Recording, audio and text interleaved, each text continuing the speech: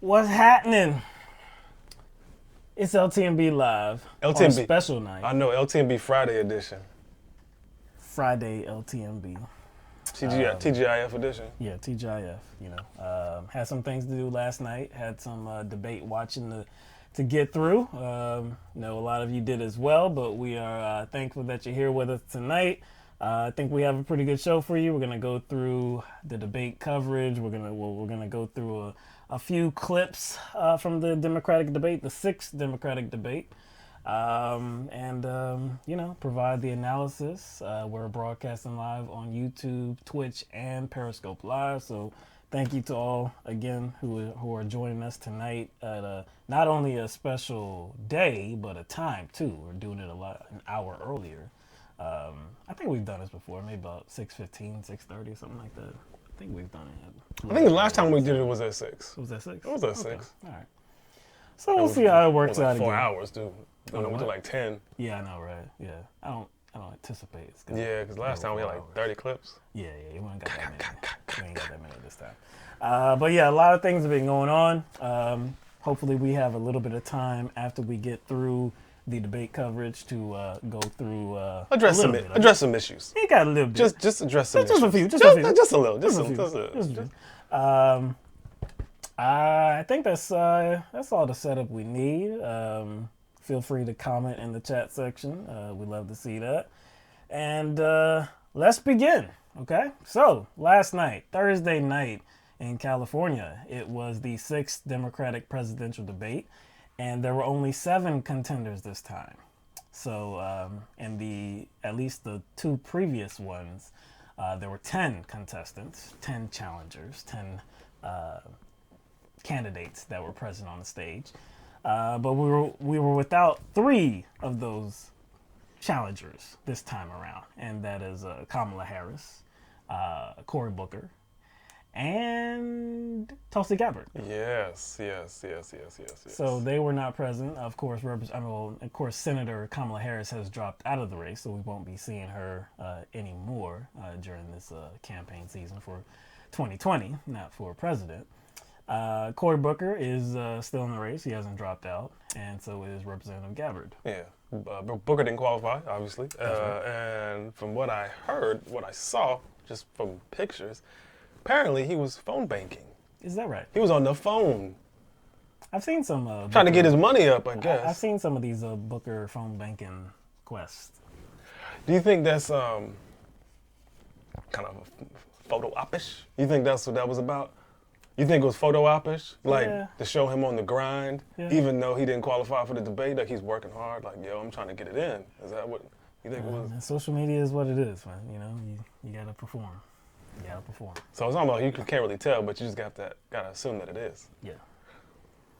All right, so let's begin, okay? So let's see where we're gonna begin at. All right, so how did the Democratic debate start? Okay, so of course the topic of conversation that many people are discussing nowadays and have been for a few months now is impeachment proceedings, Ukraine, the scandal, President Trump, Zelensky, this and that. So hopefully, again, we'll have some time to go over this a little bit after we go through this coverage. But on Wednesday night, the House did finally come to a vote, and they did approve the articles of impeachment. They passed both articles. So, being that the Democratic debate took place the night after, of course, the candidates were going to get some questions on this. And really, the question that was given to the candidates initially was, how do you get more public support for impeachment? So former Vice President Joe Biden answered first, didn't answer the question at all. You know, he gave some answer, but didn't answer the question. Followed by Senator Bernie Sanders, who had some nice remarks, but he didn't answer the question as well anyways. Elizabeth Warren took a shot at it. And it's funny, there was one thing she stated. She said, we have to prosecute the case against Trump or against him, which was interesting because I've heard that before. That was from Kamala Harris. She is notable for saying something like this. We have to prosecute the case against Trump. And now Elizabeth Warren is saying that. It's a little interesting. Why do you think that's interesting, though? Why do you think she's adopting that language? What? Fair question. Did I say that funny or something? No. I think we already know she's trying to bring those supporters in. Oh, so she's basically cannibalizing. Yeah. Kamala. Yeah. Cannibalizing Kamala. Oh, yeah. Okay. Yeah. Right. Yeah. With that statement, she adopted her language. Yeah. It was funny. That was really funny. But anyway, really the first person to really answer the question was Senator Amy Klobuchar. So we have a clip of her response here. Senator Klobuchar, what argument can you make to persuade more Americans this is the right thing? Let me make the case to the American people. As a wise judge said, the president is not king in America. The law is king. And what James Madison once said when he was speaking out at the Constitutional Convention, and by the way, I think he's a pretty good size for a president. He was 5'4". And what he said the reason that we have these impeachment articles in the Constitution, that the provisions are in there, is because he feared that a president would betray the trust of the American people for a foreign power. That is what happened here. Watergate, this is a global Watergate. In the case of Watergate, a paranoid president facing election looked for dirt on a political opponent. He did it by getting people to break in. This president did it by calling a foreign leader to look for dirt on a political opponent. And I would make this case. As we face this trial in the Senate, if the president claims that he is so innocent, then why doesn't he have all the president's men testify? Richard Nixon had his top people testify. We should be hearing from Mulvaney, who is the one, under oath, witnesses have said that Mulvaney is the one that said, okay, we're going to withhold this aid to a fledgling democracy to get dirt on a political opponent. We should hear from Bolton, who told his own staff to go see a lawyer after they met with the president. That is the case. If President Trump thinks that he should not be impeached, he should be not scared to put forward his own witnesses. Mayor Buttigieg. All right, so obviously Senator Amy Klobuchar did respond to that question and did note that in past impeachment proceedings, notably with former President Nixon, he did comply to some degree and had people comply to the subpoenas and, you know, deliver testimony. This President Donald Trump, has not been involved whatsoever. He has denied any request for information, any request for significant individuals to testify. So I agree with the bulk of what she said, that if he has nothing to hide, if everything was perfect as he has said so repeatedly, then he should not be running scared. I think it was simple. Yeah, It's simple. It's really that simple. It doesn't require like a long, drawn out, sophisticated explanation. Right. She got straight to the point. Yeah, it was a good answer. If Trump wants to exonerate himself, it'll be pretty easy to do so. Very easy. Very easy. All right, so let's get to Andrew Yang. So Andrew Yang was asked a similar question about impeachment, how he felt about it, and this was his response. It's clear why Americans can't agree on impeachment. We're getting our news from different sources, and it's making it hard for us even to agree on basic facts. Congressional approval rating last I checked was something like 17%, and Americans don't trust the media networks to tell them the truth. The media networks didn't do us any favors by missing the reason why Donald Trump became our president in the first place. If you turn on cable network news today, you would think he's our president because of some combination of Russia, racism, Facebook, Hillary Clinton, and emails all mixed together. But Americans around the country know different. We blasted away 4 million manufacturing jobs that were primarily based in Ohio, Michigan, Pennsylvania, Wisconsin, Missouri. I just left Iowa. We blasted 40,000 manufacturing jobs there. The more we act like Donald Trump is the cause of all of our problems, the more Americans lose trust that we can actually see what's going on in our communities and solve those problems. What we have to do is we have to stop being obsessed over impeachment, which unfortunately strikes many Americans like a ball game where you know what the score is going to be, and start actually digging in and solving the problems that got Donald Trump elected in the first place. We have to take every opportunity to present a new positive vision for the country, a new way forward to help beat him in 2020, because make no mistake, he'll be there at the ballot box for us to defeat. Dumb, dumb, dumb.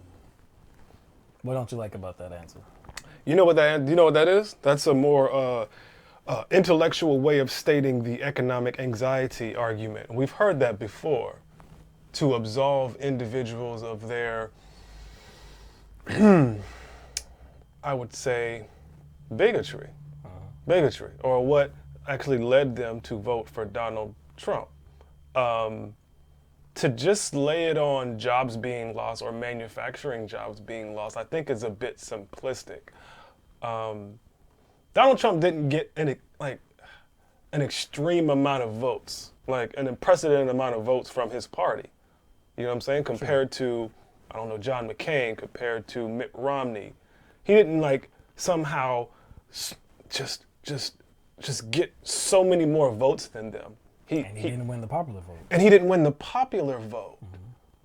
Quite honestly, I'm tired of this straw man bullshit. I understand Trump is the president and he's center stage. And there's a reason for that. But I really don't see this narrative going around that says Trump is responsible for all of our problems. I honestly really don't see that. I don't even see that from Democrats. I don't see that. So he's trying this setup.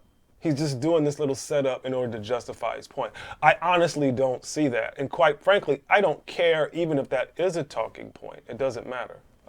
But yeah, I think he's kind of straw manning the consensus or the narrative in order to make his point here. I don't think that that's an actual narrative. Donald Trump is responsible for all our problems. Yeah, I don't think anybody is saying that. I don't think anybody is saying that. I think Donald Trump is responsible for the problems he creates, and those problems need to be addressed. That's it. I just don't think, I don't understand how he segues into the economy, why Trump got elected, and the question is about impeachment. If we're not going to impeach or use it, why the hell do we have the option in the first place? That's my question. So, again, like you said, it does sound like a straw man argument to say that he's the the source of all of our problems. If we do away with him, then Nobody's saying that. Yeah, everything gets better. Nobody is saying that. But again, the conversation that we're having is impeachment. This was a problem that he himself created. So let's stay with this topic of conversation. Those two different things. Yeah, we there's can two have different both things. conversations. Right. We can talk about many different things. And if he wants to talk about jobs being lost and that being part of the reason that Donald Trump got elected, I'm cool with that. To say that we need to focus on other areas because even if we were to do away with Donald Trump, we would still have those other areas to correct. I'm cool with that as well. And many people have made that point. But what he's saying is that we're so obsessed with impeachment that other issues are not even being addressed, which is totally false. So I didn't like his rationale. I didn't like him using the straw man. It was a bad answer. I just thought it was a blatantly bad answer. And the thing is,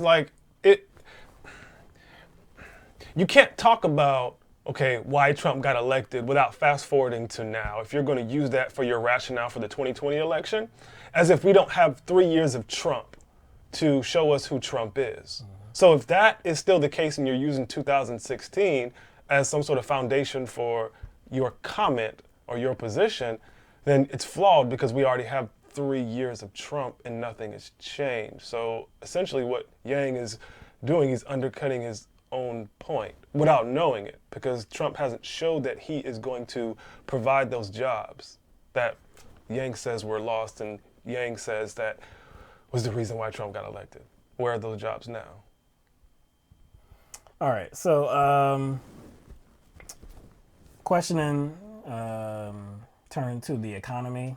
The new USMCA, that trade agreement that is supposed to replace NAFTA, that was addressed. Bernie Sanders had a pretty good answer saying that it does provide some modest improvements, but he's looking for something better. He's not going to be supportive of this agreement.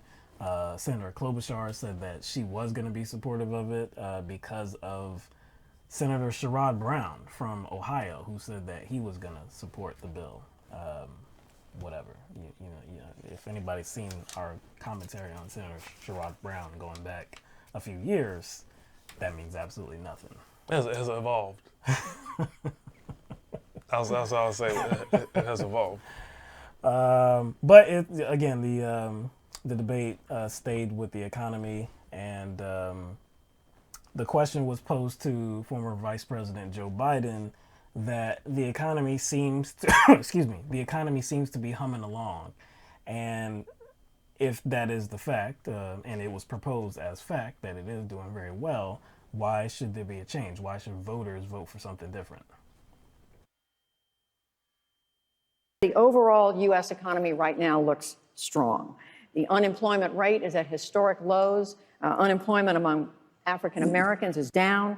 The markets are booming. Wages, while not growing as much as many would like, they're still doing about as well as they were in the Obama-Biden era. My question to you, Mr. Vice President, is what is your argument to the voter watching this debate tonight who may not like everything President Trump does, but they really like this economy and they don't know why they should make a change? Well, I don't think they really do like the economy. Go back and talk to the old neighbors in the middle-class neighborhood you grew up in.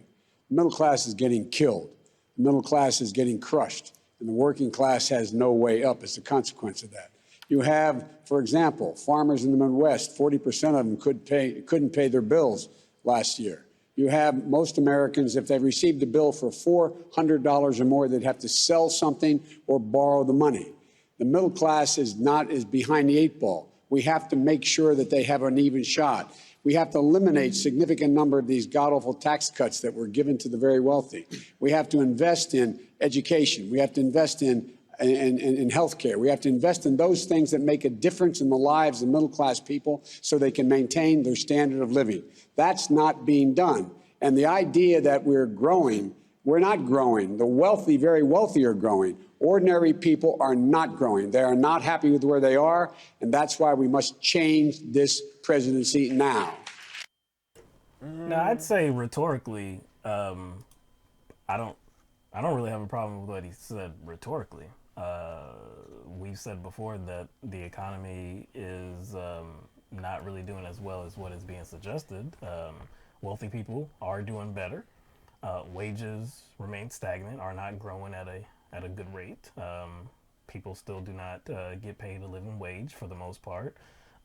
Health care in this country is something to laugh at. Yeah, I mean, people's overall situations are not vastly better, or if any better, under President Donald Trump.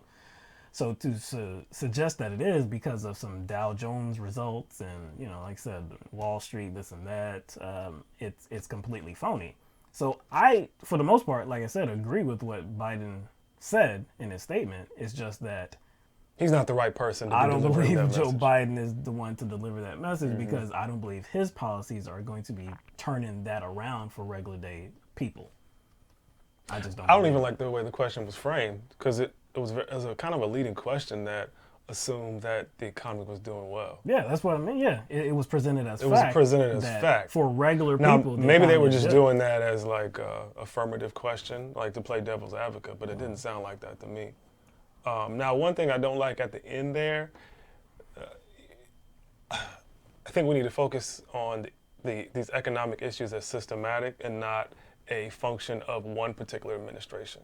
Because at the end, Biden said something like, that's why we need to change this administration. That's why we need to get Trump out of there. Yes, Trump has his issues, a lot of issues, but to act as if like Trump created this inequitable economy that we have now, like crony capitalism, exploitative capitalism, that's kind of what he's suggesting. He didn't say it as much, but we don't need to just change the administration. We need to like completely kind of revamp the system, overhaul the system of capitalism into something more equitable, not capitalism.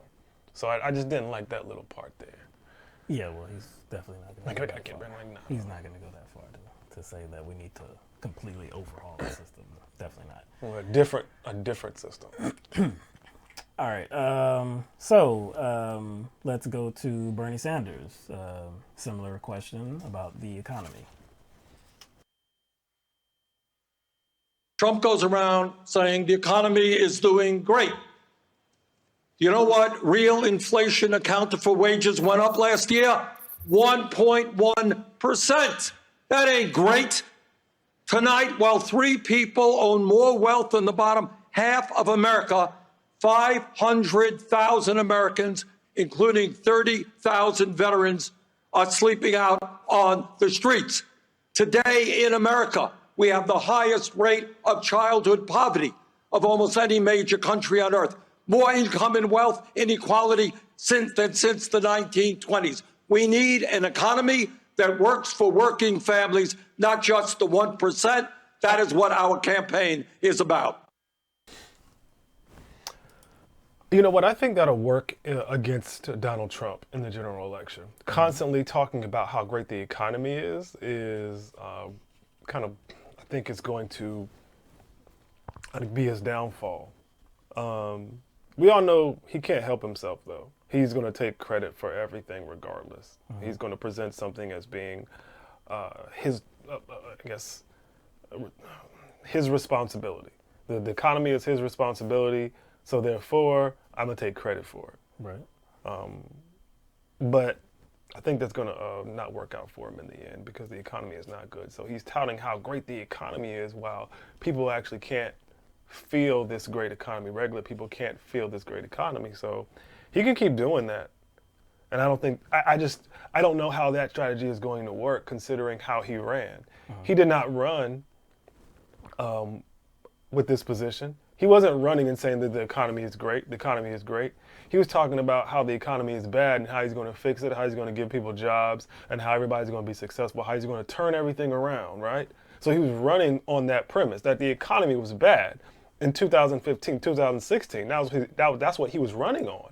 So if actual people have not felt this economic boom, what is that going to say for Donald Trump in the general election? It's been three years. Yeah. There's really hasn't been a significant change. We can see these superficial numbers that the Bureau of Labor and Statistics gives us, but that doesn't really give us a kind of an accurate glimpse into how people are actually doing. So I think for the most part, that's right. But I think to be specific, it's not going to help him grow his base. It's not going to help him grow his vote count.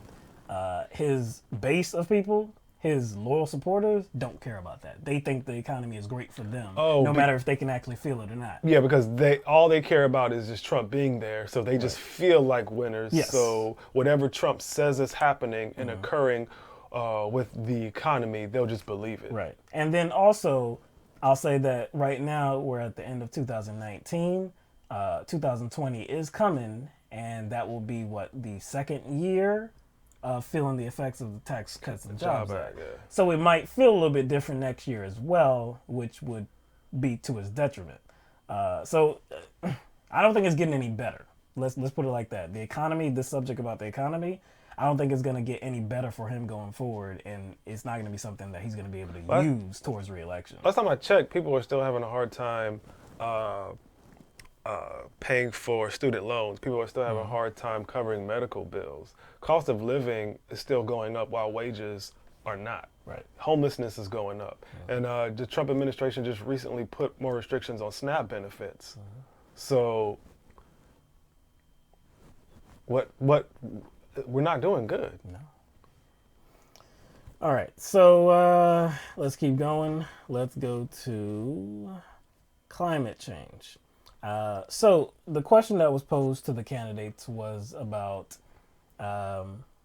devastating reports. Scientists saying that even if we make the changes that we need to make, it's very likely that in some areas there's gonna need to be some relocation that happens because of rising sea levels. So the candidates were asked about if they were going to be allocating any resources towards relocating. It is not an issue of relocating people in towns. The issue now is whether we save the planet for our children and our grandchildren. The issue, as you should know, what the scientists are telling us is they have underestimated the threat and severity of climate change. You're talking about the Paris Agreement, that's fine. Ain't enough. We have got to, and I've introduced legislation to do this, declare a national emergency. The United States has got to lead the world. And maybe, just maybe, instead of spending $1.8 trillion a year globally on weapons of destruction, maybe an American president, i.e. Bernie Sanders, can lead the world. Instead of spending money to kill each other, maybe we pool our resources and fight our common enemy, which is climate change. Thank you, Senator Sanders. So declare a state of emergency because of climate change. I think that's warranted. He didn't specifically address the question of relocation. I'm fine with it because it wasn't like he just completely changed the subject. It wasn't like he just ignored the topic altogether. I guess he was trying to broaden it. Yeah, he broadened it out. He made it to really address the overall subject and what we have to do. Like, what's the real goal here? It's not just to relocate people. It's actually to do something about it. That's our responsibility. So I like what he said. Yeah, like I said, I like what he said. I don't really have too much to add to it. I like what he said too, but I do wish he would have addressed the relocation issue because there's definitely going to have to be a contingency plan for some areas. Yeah, for some areas, regardless of what steps we take to mitigate the climate disaster, climate change, and the effects of it. So there's going to have to be a contingency plan for that because there may be nothing we can do about some areas. So there has to be some sort of plan to relocate people. I think that's something that's going to be unavoidable regardless of whether we get back into the Paris Accord and regardless of whether we take steps to alter how we're affecting the environment. Yeah, because in some respects, we're too far gone. to fix it, like to 100% fix it, to like completely erase the devastating dangers of it, because we're already feeling some of those aspects. So it is going to get worse. In a few decades, it's going to get worse. And no matter what we do right now, it may not change those horrible outcomes for certain areas. So. And again, he doesn't have much time to answer, but all these things are tied into global capitalism too. And so we can get back, like I said, into the Paris Accord. We can kind of implement certain remedies to fix the environment, but I think capitalism is kind of acting as like a kind of a roadblock to getting there. So that's connected to climate change. All right. So again, we're going to switch it up. And so the topic goes to race, and specifically how the Democratic field looks right now. So the candidates were asked, and this question was posed first to Andrew Yang, who is the only person of color on the stage. He was asked about the Democratic field being overly white, and what does that say to Democratic voters of color? The Democratic Party relies on Black, Hispanic, and Asian voters, but you are the only candidate of color on the stage tonight, and the entire field remains overwhelmingly white. What message do you think this sends to voters of color? It's both an honor and disappointment to be the lone candidate of color on the stage tonight. I miss Kamala, I miss Cory, though I think Cory will be back.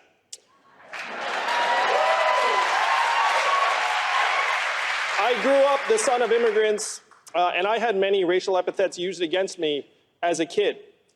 But Black and Latinos have something much more powerful working against them than words. They have numbers. The average net worth of a Black household is only 10% that of a white household. For Latinos, it's 12%. If you're a Black woman, you're 320% more likely to die from complications in childbirth. These are the numbers that define race in our country.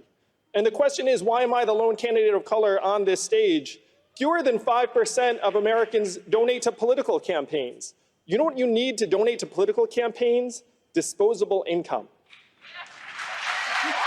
The way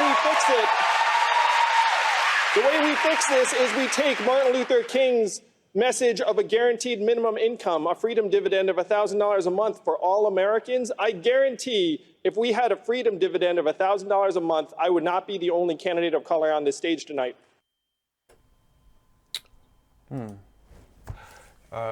Yang is really getting under my skin with some of these answers.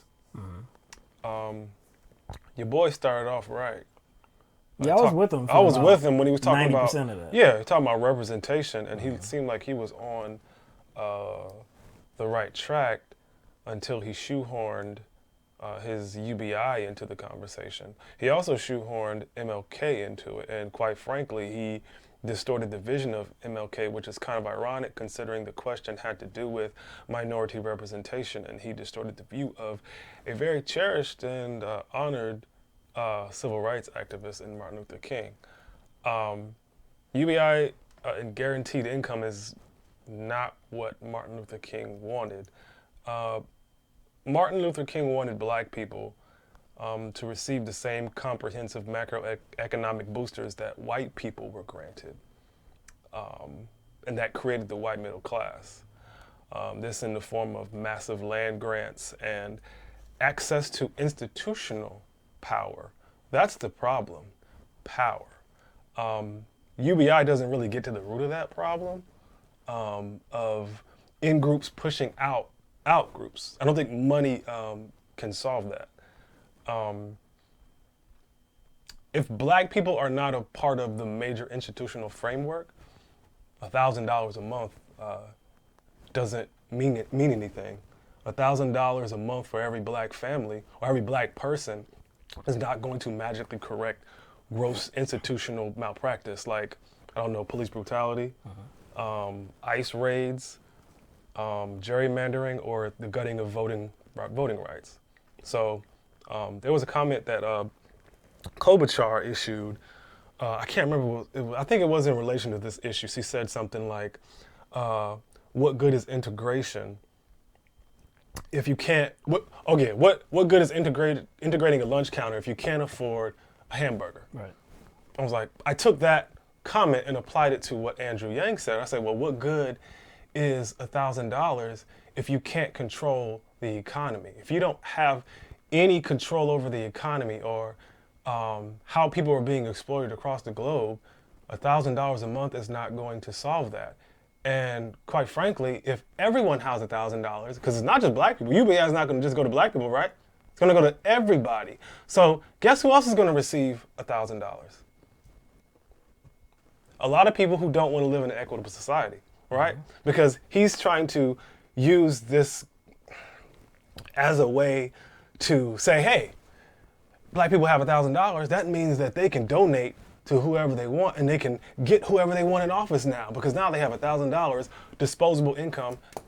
Is that $1,000 really disposable, Andrew Yang? Well, actually, is that $1,000 really disposable? Well, in his UBI, it will take the place of several other programs. So in his UBI, I don't even like his version of UBI. We've talked about UBI before and our support of the idea of it. But Andrew Yang's is a little bit different. And he actually kind of destroyed his own point because he said that if UBI was in effect, then he wouldn't be the only person of color on the stage. So I guess by what he's saying is that it would afford people of color more opportunities and they wouldn't be discriminated against as much. He just got done, though, talking about the rates of women of color that die more so than white women, though. And when you're talking about hospital-related issues. So how is $1,000 a month going to fix that, Andrew? I mean, it doesn't even make any sense. He's the one that even cited that. So $1,000 a month can do some things. Again, I don't believe in his UBI that is going to do too much because, again, those other programs are going to be ousted. You're going to have to pick and choose which one you want. So it can do some things, okay? But like you were talking about, is it going to give somebody institutional power? Is it going to change the dynamics of the system that we have in place right now? I don't think so. It just doesn't even make any sense. Again, he cited those examples, and I don't know how $1,000 extra a month is going to fix racism that is embedded into our system. How is that going to change? Yeah, like I said, everybody's receiving $1,000. So those individuals that come together as a collective can donate their $1,000 to their favorite candidate too, and their favorite candidate may not promote an equitable society. And since black people are only like 13% of the population, how far that $1,000 goes as far as donating to candidates statewide wouldn't go as far as those who are in the majority. It's just going to be a wash. True. All right. So Senator Bernie Sanders was asked the same question about this Democratic presidential field being overly white and, what that says to voters of color. Senator Sanders, I do want to put the same question to you, Senator Sanders. What message do you think? I'll answer that question, but I wanted to get back to the issue of climate change for a moment because I do believe this is the existential issue. Senator, with all respect, this question is about race. Can you answer the question as it was asked? I certainly can. Because people of color, in fact, are going to be the people suffering most if we do not deal with climate change. And by the way, we have an obligation up here, if there are not any of our African-American brothers and sisters up here, to speak about an economy in which African Americans are exploited, where black women die 3 times at higher rates than white women, where we have a criminal justice system which is racist and broken, disproportionately made up of African Americans and Latinos and Native Americans who are in jail. So we need an economy that focuses on the needs of oppressed, exploited people, and that is the African American community. Thank you, Senator.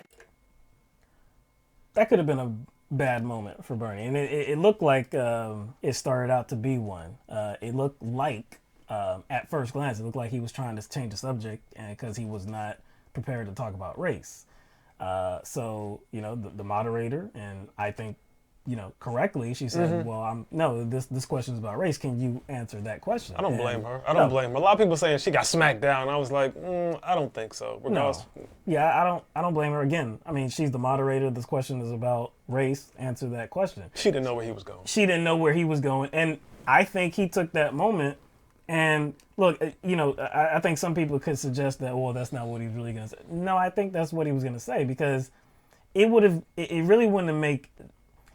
been a complete whiff if Bernie Sanders gets asked about race and then completely turns it into something else. I haven't seen him do that before. So he went back to climate change to talk about the devastating aspects of climate change and how it is going to hit communities of color harder than, I guess, communities of white people. So I think it was a good segue.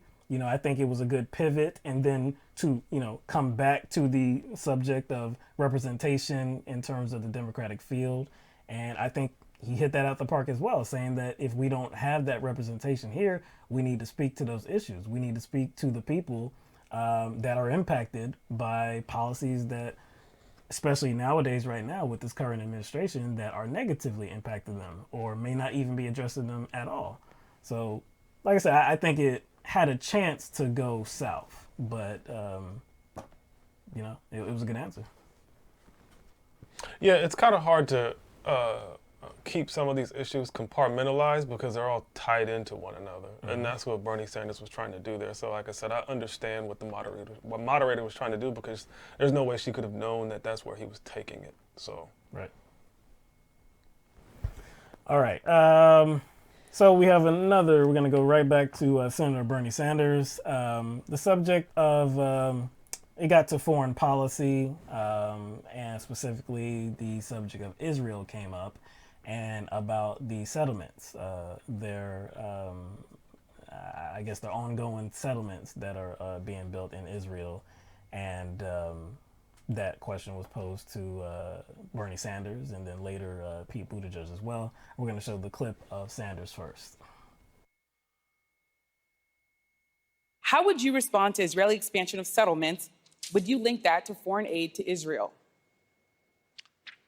Israel has, and I say this as somebody who lived in Israel as a kid, proudly Jewish, Israel has the right not only to exist, but to exist in peace and security. But what U.S. foreign policy must be about is not just being pro-Israel, we must be pro-Palestinian as well. And whether, in my view, we must understand that right now in Israel, we have leadership under Netanyahu, who has recently, as you know, been indicted for bribery, who in my view is a racist. What we need is a level playing field in terms of the Middle East, which addresses the terrible crisis in Gaza, where 60 or 70% of the young people are unemployed. So what my foreign policy will be about is human rights, is democracy, is bringing people together in a peaceful way, trying to negotiate agreements, not endless wars with trillions of dollars of expenses. Thank you, Senator.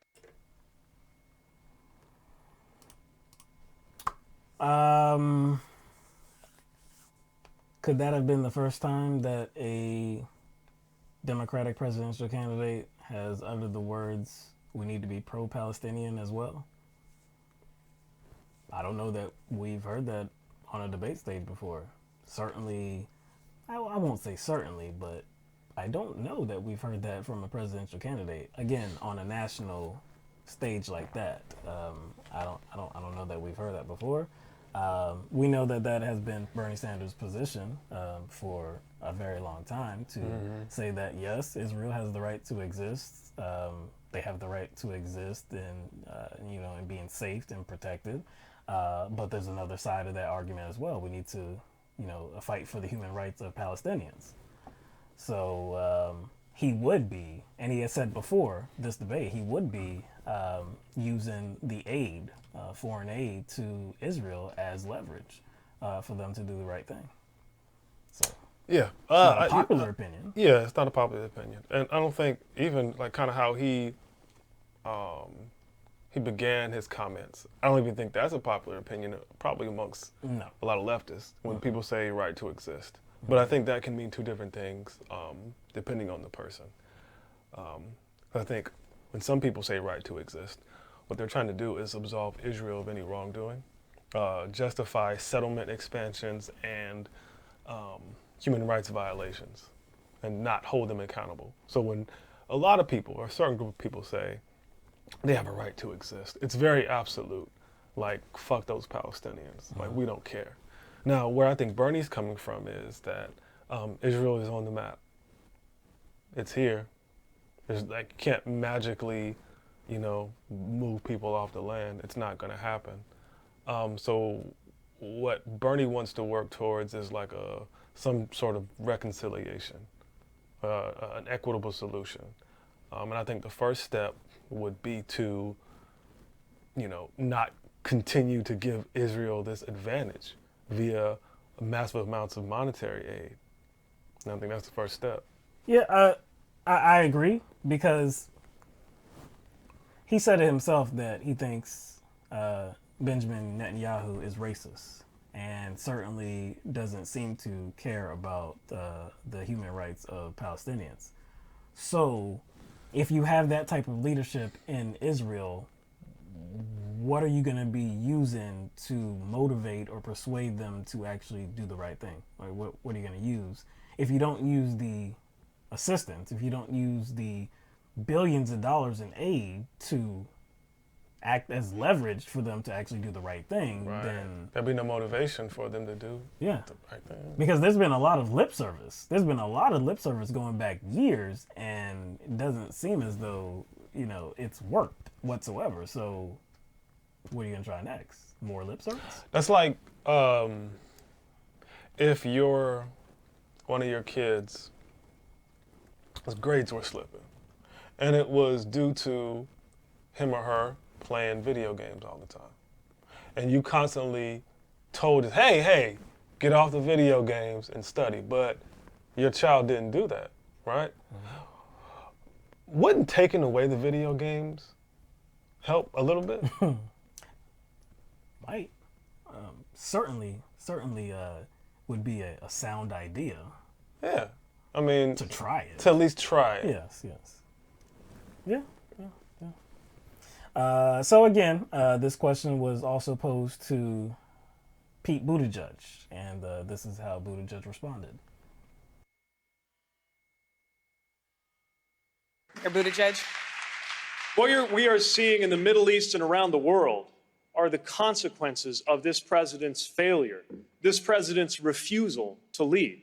It's particularly disturbing in the case of Israel because he has infused domestic politics, making U.S. foreign policy choices in order to effectively interfere in Israeli domestic politics, acting as though that somehow makes him pro-Israel and pro-Jewish while welcoming white nationalists into the White House. But it's not only in the Middle East that we see the consequences of the disappearance of U.S. leadership. We see among our allies and among our adversaries, case after case, where the world is making plans on what to do, ignoring the United States because we're no longer considered reliable. It's not just the mockery at a cocktail party on the sidelines of a conference. It was the looks on the faces of the leaders at the UN as they looked at the United States president with a mixture of contempt and pity. As an American, I never again want to see the American president looked at that way by the leaders of the world. The world needs America right now, but it can't be just any America. It has to be one that is actually living up to the values that make us who we are, supporting peace, supporting democracy, supporting human rights, and supporting stability around the world.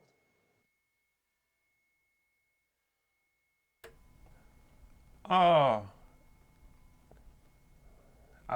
lost. I'm lost. What question was he answering? What question? I'm trying to figure that out. That's why I said I'm lost.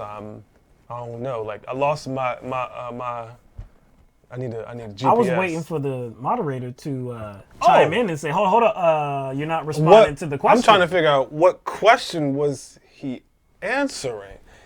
He started talking about Donald Trump and his foreign policy approach and his superficial appeal to Israel. That's okay. right. That's right.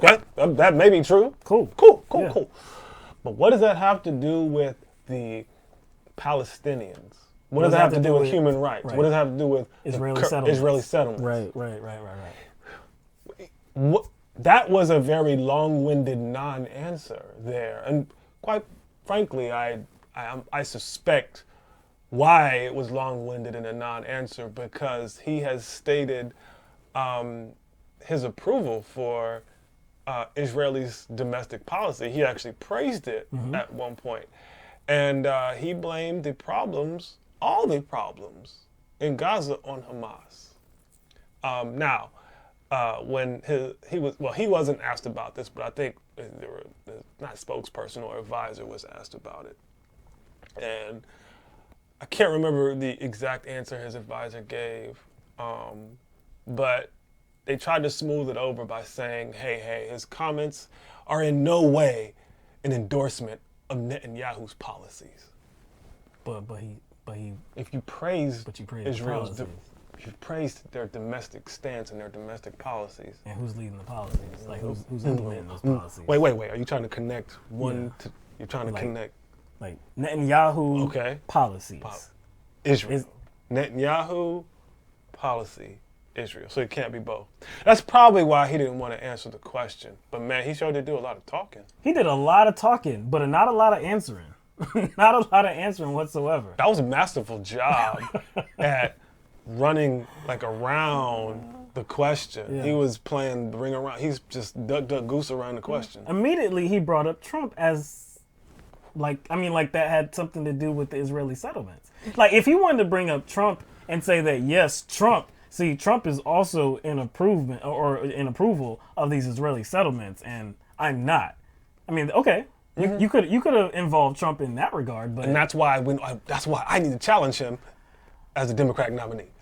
But and again, like, did this issue start when Donald Trump became president? It did not. I'm trying to figure that one out. It did this not. Issue that we're talking about right now. The questions that they were, I guess, answering here, that this whole thing start when Trump got elected? Not at all. So why bring Trump into it? He wouldn't answer that question, man. All right, where are we gonna go now? Okay, now we're gonna go to some words by former President Barack Obama, or at least those words were addressed. So we're going to go to Senator Bernie Sanders, who was given the question about recent words by former President Barack Obama, saying that essentially we need to elect more women into power. Former President Obama said this week, when asked who should be running countries, that if women were in charge, you'd see a significant improvement on just about everything.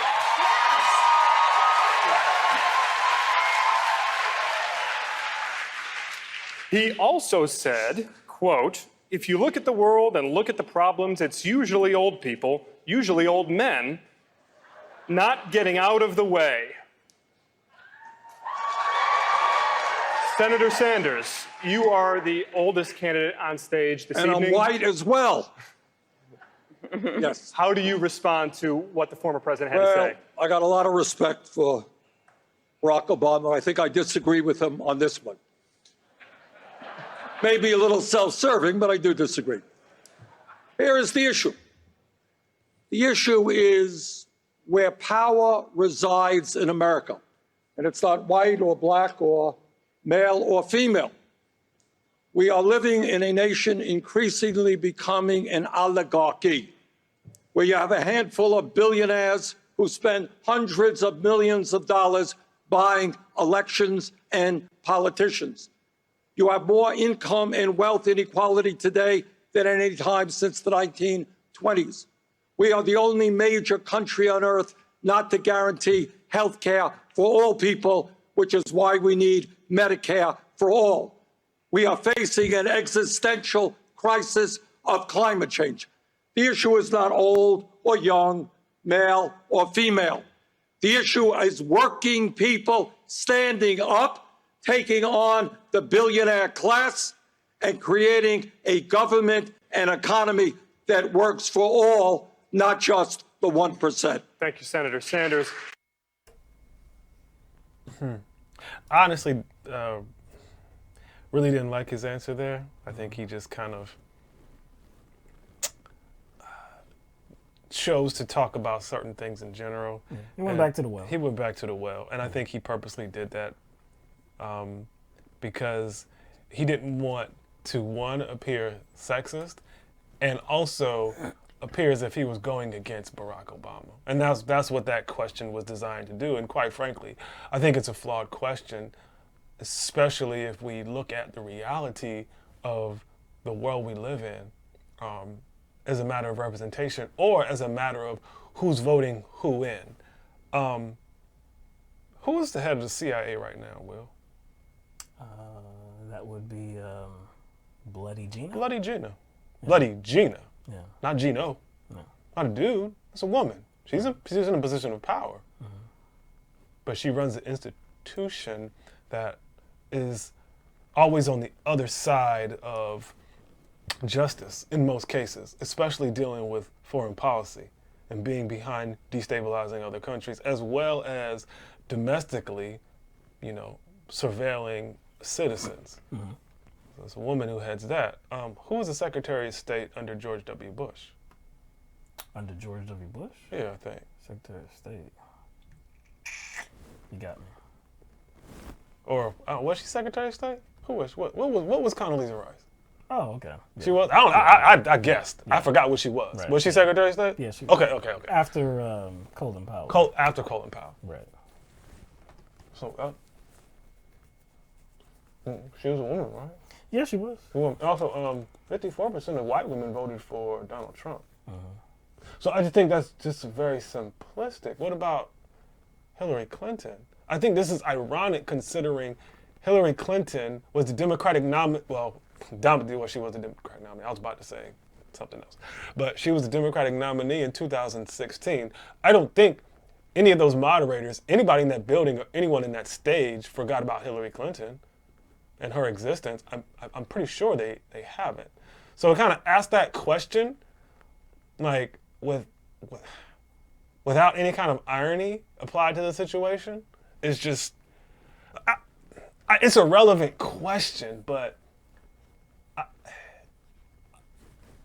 Hillary Clinton was the nominee. We all know about Hillary Clinton. She's considered a war hawk, and she's considered herself a war hawk. Yeah. So it's like we have a prime example of how Obama's view is flawed. Because it doesn't matter if a woman is in charge or there is a lot of women representation within the institutions of a major superpower, an imperial superpower like the United States. That don't matter. Yeah, if Hillary Clinton would have been elected as the first female president of the United States, she would have done as any man before her had done.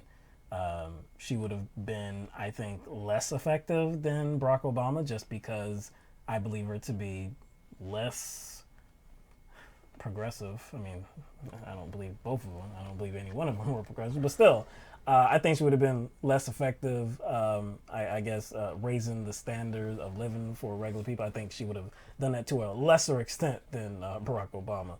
But again, she would have this, white male patriarchy that we live in, she would have furthered it. She wouldn't have done anything to actually change the system.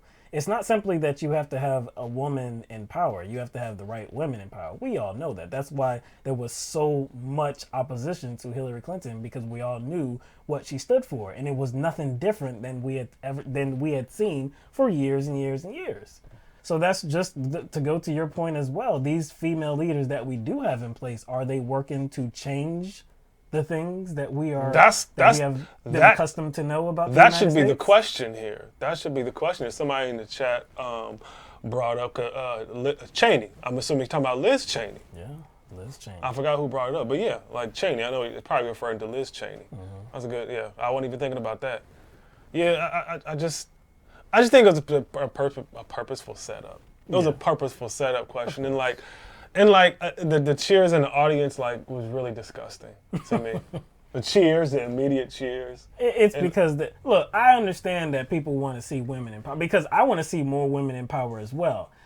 But again, not just any woman will do, just like just any blue will do. No, we can't just have any blue, any Democrat in the place of power. Wait, did you just invent a new saying? Not any blue will do? Not intentionally. But see, now the wrong people are going to be using it. Exactly. Just because you said it. Yeah, any blue will do. But yeah, just like that argument. No, we push back on that argument. We can't have just a regular Democrat just because he's a Democrat, because she's a Democrat. No. It's the substance of this person. And so it would be the substance of the female candidate as well. It's really not a radical idea. So, next question that we're going to go to, or really it's the same topic, but Elizabeth Warren was asked this question, and it was presented to her with the framing that if elected president, she would be the oldest president ever elected to office. Senator Warren, you would be the oldest president ever inaugurated. I'd like you to weigh in as well. I'd also be the youngest woman ever inaugurated.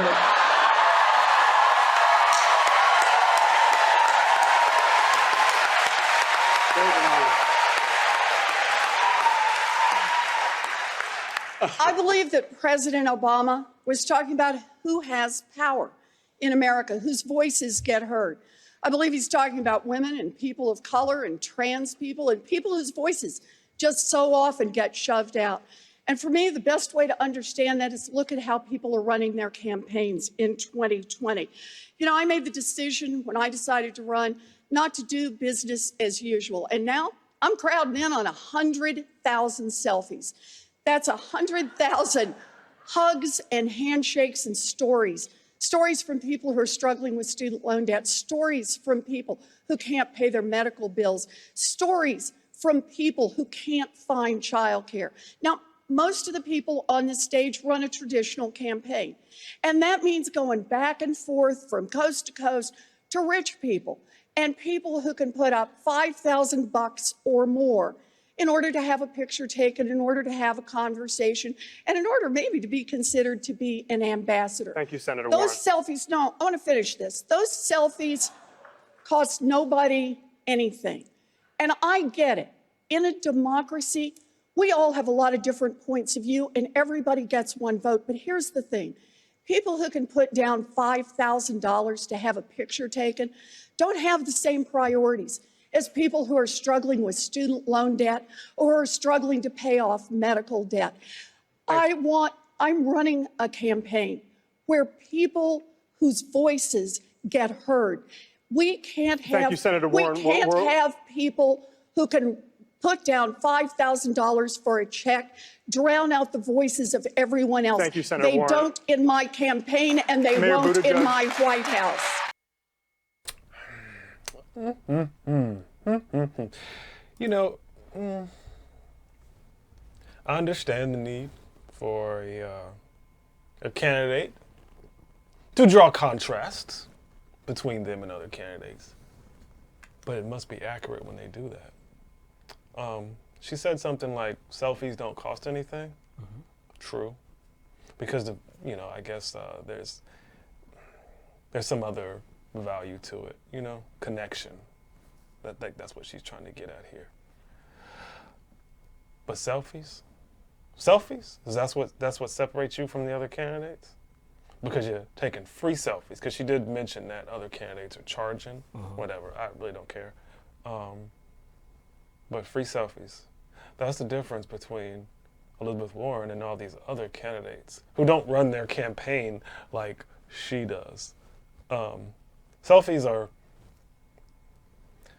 they hold some value, just a little, but not as much as she's thinking. And she did mention something about the wealthy elites bankrolling certain people's campaigns, and she wasn't specific. She just threw it all out there at all the other candidates on stage. But she has billionaire backers. She doesn't have the most. Buttigieg has the most. I think him and Biden. Correct. Yeah. Him and We'll Joe. get to that. Yeah. Him and Joe Biden are kind of running neck and neck. We do have a clip in regard to that. But Elizabeth Warren is up there too. We talked about that in regard to her position on taking big money during the general election. So I don't think she's the right person to try to separate herself from everybody else in that way when she's not clean herself. And there was somebody on that stage who was, I would say, one of the front runners, and Bernie Sanders, who out of all the candidates, was he taking money from billionaires? No, I don't believe he has a billionaire that's backing him. So, look. She does, though. Yes, I think more than one, right? Man, that was a few months ago. It was like 9 or 10 or 11 last time I checked, but that was months ago. So, look, she obviously wanted to say something here. She obviously had a target in mind, and we're going to get to that in just a second. You brought up the fact that she has already made her intentions known about how she's going to run in the general. If she gets there, she does capture the Democratic nomination. And she says she is not a believer in unilateral disarmament. So that, and she has explained that further, she will participate in fundraisers, high dollar events for the party, for the DNC. Now, we know that that is a completely BS argument because at that point, if you're raising money for the DNC, you're raising money for the Democratic nominee. So, and if you're the nominee, then you're raising money for yourself. So it's completely ridiculous. She tries to kind of distance herself from that outcome, that future, if she does become the Democratic nominee. But I guess at that point, so what? I'm the Democratic nominee, so what? I'm not doing it now, but later on, I'm going to take all of it. Yeah, I'm like, I ain't got nothing to lose here. I'm already a nominee. You ain't going to, I don't want. Yeah. But again, she had a target in mind here. By bringing up all these, by bringing this up, talking about, spending $5,000 on a picture, this and that. She definitely had a target, and that target knew that he was the target as well. So Pete Buttigieg responded to Elizabeth Warren here. Can't help but feel that might have been directed at me. And here's the thing. We're in the fight of our lives right now. Donald Trump and his allies have made it abundantly clear that they will stop at nothing, not even foreign interference, to hold on to power. They have already put together more than $300 million. This is our chance. This is our only chance to defeat Donald Trump. And we shouldn't try to do it with one hand tied behind our back. The way we're going to win is to bring everybody to our side in this fight. If that means that you're a grad student digging deep to go online to PeteForAmerica.com and chip in $10, that's great.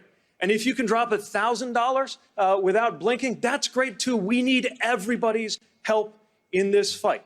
I'm not going to turn away anyone who wants to help us defeat Donald Trump. We need Democrats who've been with us all along, yes, but we also need independents worried about the direction of the country. If you were a Republican, disgusted with what's going on in your own party, we're not going to agree on everything, but we need you in this fight, and I will welcome you to our side. Now, he, look, really what I can say is that I hate his position. I can say that I do not like his position, that he's not going to turn away any money whatsoever. But I will say this. It seems to be a similar position that Elizabeth Warren has taken. What particular quote jumped out at you when you say that? I already know. I think I know what it is. One by him or by Elizabeth Warren? Because you said similar to Elizabeth Warren. Right. But is there a particular thing he said that kind of pointed to that the most? Well, just by saying that he's not going to turn anybody away because we need everybody to defeat Donald Trump. So that kind of rubs you the same way as Elizabeth Warren saying that I don't believe in unilateral disarmament. But hey. We're in the fight for our lives. I thought he was about to cry. I thought he was about to choke up. He's like, look, we're in the fight for our lives. Right. Like, I have to take this money from these billionaires. It's a must because, again, we have to defeat Donald Trump. It's just, it wouldn't be fair to democracy if I didn't take this money from billionaires. Right. But the comment that kind of stuck out to me that reminded me of something that Elizabeth Warren said was the whole one hand tied behind my back. I think that's exactly what Elizabeth Warren said. I don't think Pete Buttigieg did that on purpose, but I do think it was ironic considering it was a back and forth between those two. Yeah. And he used a phrase that she used. What else did she say? What's that other phrase she used? The unilateral disarmament? Yeah, that's correct. But hey. How can Pete Buttigieg, as a compassionate human being, turn away the money of billionaires? Come on. If they're interested in beating Donald Trump, if they're interested in helping him beat Donald Trump, then you accept everything. You accept all the help. Again, I hate his take. I hate his position. But I think it is worth noting that it is a very similar position to Elizabeth Warren. So after this, they had, of course, this was a longer exchange. So we have another clip of them trading comments back and forth.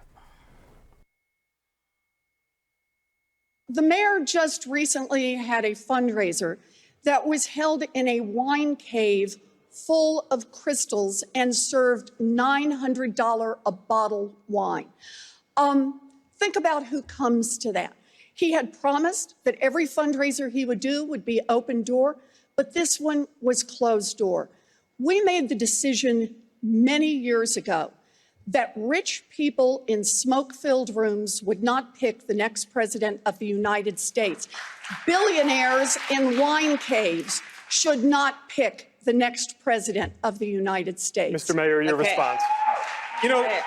According to Forbes magazine, I am literally the only person on this stage who's not a millionaire or a billionaire. So if this is important, this is the problem with issuing purity tests you cannot yourself pass.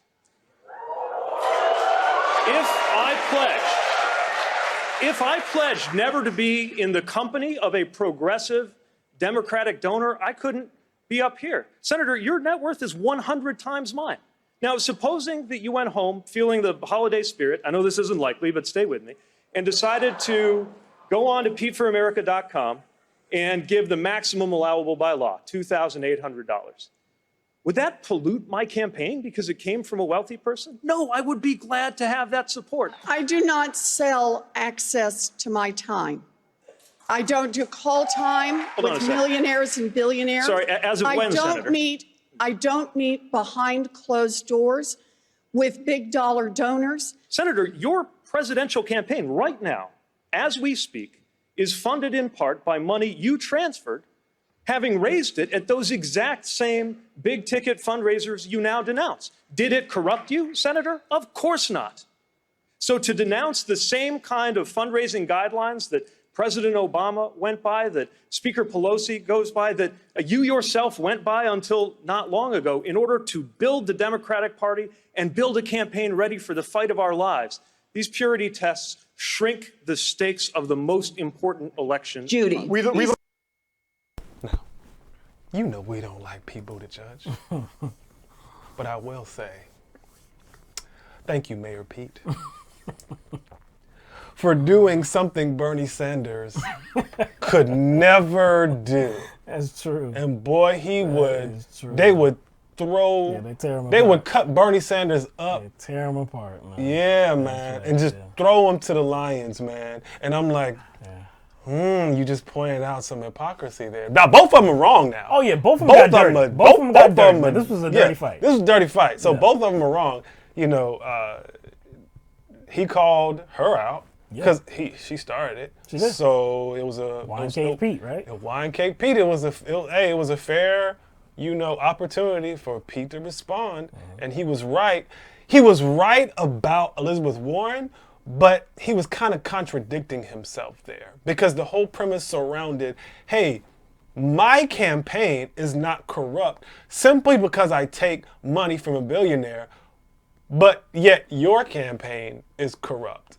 I'm calling your campaign out, calling you out for taking money from billionaires. So he's kind of... Well, he's only clapping back at her. He suggested it, but he said at the end, see, that's why we can't do these purity tests because, you're not corrupt, right? Because that's the question he was essentially throwing at her. You're not corrupt. Similarly, Barack Obama isn't corrupt, right? Nancy Pelosi, all of us raise money the same way, so they're not corrupt. So why would that make me corrupt? Well, see, okay, here's the thing. When he says that's why we can't have purity tests, he's talking about that's why establishment Democrats who take money from corporations can't have purity tests. Oh, I can have a purity test. On this one? Oh, people subject, other than them, people who have a different set of values in them can have a purity test. Now, Pete Buttigieg doesn't like any purity test. Now, he is right in saying that's why we can't have purity tests, but who is he talking about when he says we? He's talking about people who, those stones, and live in glass houses. Now, he's not talking about that. That's how I perceive it. And he's right in a sense. He is right. He's right in a sense. I was like, oh yeah, y'all can't talk about purity tests. She definitely did transfer that money, and she raised that money the same way that a lot of these other candidates raise money in these, in these big fundraisers, billionaires, this and that. So for her to talk about Wine Cave Pete, I mean, she didn't actually say that, but she's talking about the event that, produced the hashtag Wine Cave Pete. For her to have some type of criticism about that, knowing that she transferred that money, it's like, come on, man, she's a hypocrite. It's performative purity. Of course. And that's what Pete Buttigieg was pointing at. The only person that has a right to say anything on this matter and actually point fingers like, you, and you, all of you are raising money the wrong way. All of you look corrupt. There's only one person on the stage that can say that, and that's Bernie Sanders. It's not Elizabeth Warren. It's not Pete Buttigieg. No, that's it. But they dirtied themselves up. They dirtied themselves up, and I'm here for it. I don't know who came away looking better from that dust up. They all got dust on them. They all got dirt, smut stuck on them now. I liked it. I really liked it. I liked it too. All right. So now we're gonna go to Bernie Sanders. So Senator Bernie Sanders talks about who has the most contributors in this race. I am rather proud, maybe, I don't know, the only candidate up here doesn't have any billionaire contributions. But you know what I do have? We have received more contributions from more individuals than any candidate in the history of the United States of America at this point in an election, averaging $18 apiece. Now, there's a real competition going on up here. My good friend Joe, and he is a good friend, he's received contributions from 44 billionaires. Pete, on the other hand, is trailing. Pete, you only got 39 billionaires contributing. So, Pete, we look forward to you. I know you're an energetic guy and a competitive guy to see if you can take on Joe on that issue. But what is not a laughing matter, my friends, this is why 3 people own more wealth than the bottom half. This is why Amazon and other major corporations pay 0 in federal taxes. We need to get money out of politics. We should run our campaigns on that basis. Thank you, Senator Sanders.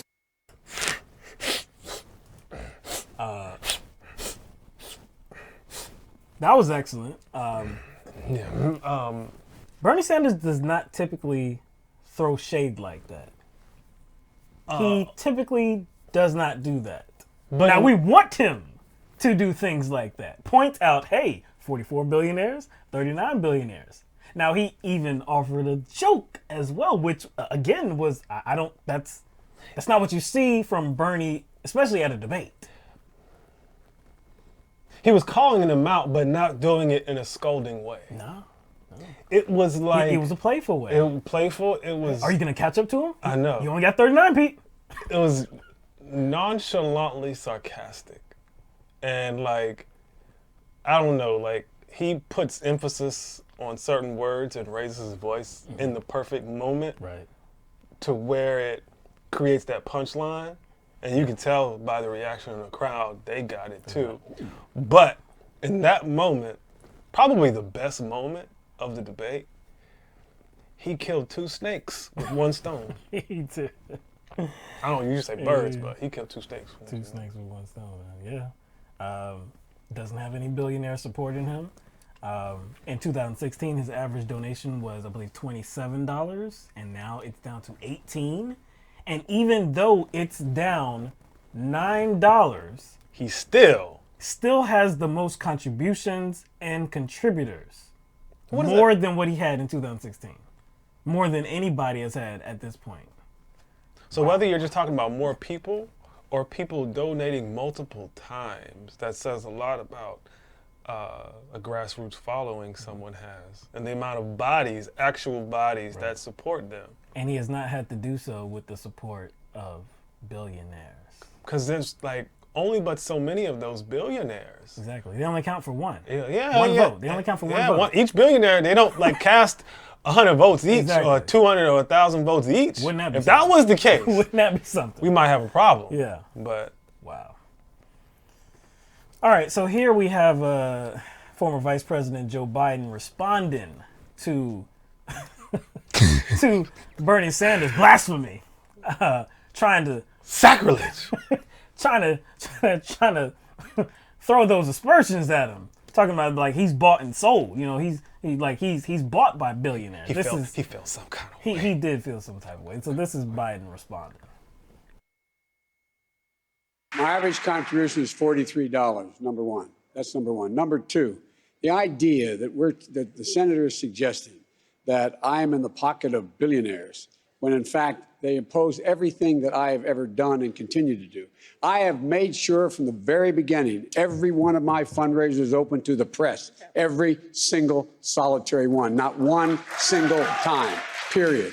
And I've made sure that you know exactly where the largest contribution I've accepted is $2,800, which is allowed under law. And I'm the first person to introduce the constitutional amendment to make sure that there is all public funding of elections and all private funding.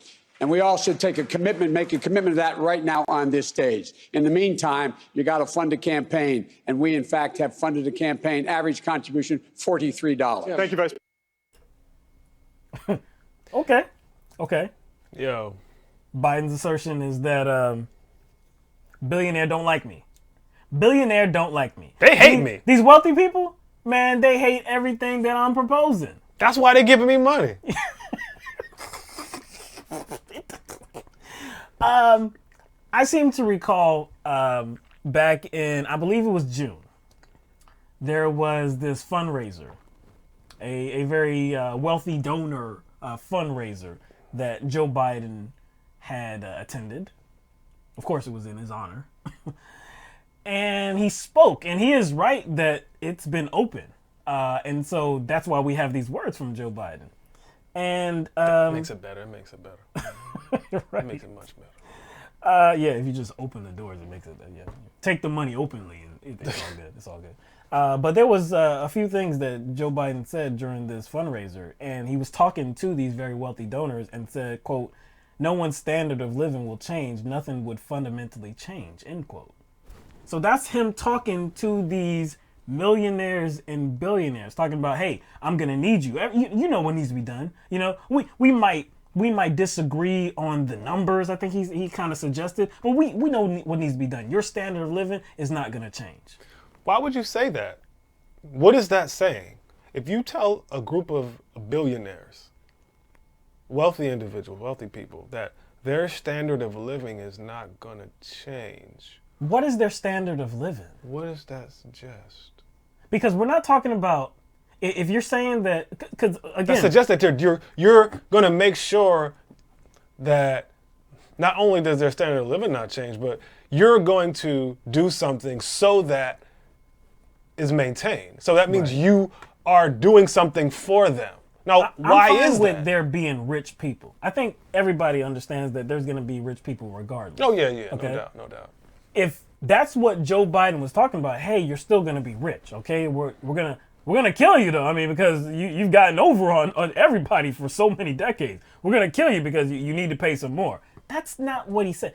He didn't say anything like that. All he said was your standard of living is not gonna change. We know what their standard of living is. We know the greed that is in these billionaires, these millionaires and billionaires. So to say specifically that their standard of living is not gonna change, that seems to be an offer of that seems to be a get for these very wealthy people. That seems to be a guarantee that, hey, I'm going to support you if you keep in place what I like so much. No. So, wait. So are you suggesting that they met with Joe Biden for a reason? That they thought that Joe Biden could manifest certain policy that would benefit them, or not manifest certain policies that would, I don't know, hurt them in some kind of way, or affect their way of living or their standard of living. Like, they wouldn't meet Joe Biden for absolutely no reason. No, because like he said, they're not into like they don't like him. They met him because they don't like him, and because they don't like him, he told them nothing's gonna change for you people. But there's no hands in anyone's pockets, as he suggested. It's just a coincidence that he leads the field with billionaire support, even though they can't stand what he represents. It's just a coincidence. Okay. You give money to people who you can't stand. You give money to people who are going to implement policies that you don't like. Right. That happens all the time, right? Oh yeah, all the time. Man. See, these are the noble billionaires. I was going to use another word, but I was going to say like masochistic. Oh yeah. Masochistic billionaires. They like to call themselves. They like to call themselves pain. Yeah. Okay. Yeah. All right. Okay. Yeah. Oh, yeah. Where these billionaires came from? All right. So now we're gonna go to Andrew Yang, and issue is DACA. So of course, we've talked about DACA many times. Their status is still up in the air. It's a temporary status. So the question posed to Andrew Yang was if he was going to come to a permanent legislative fix for these DACA recipients. Will you move on a permanent legislative fix for Dreamers in your first 100 days if elected? Of course I would. I'm the son of immigrants myself, and I know that Dreamers are essentially Americans and everything but this legal classification.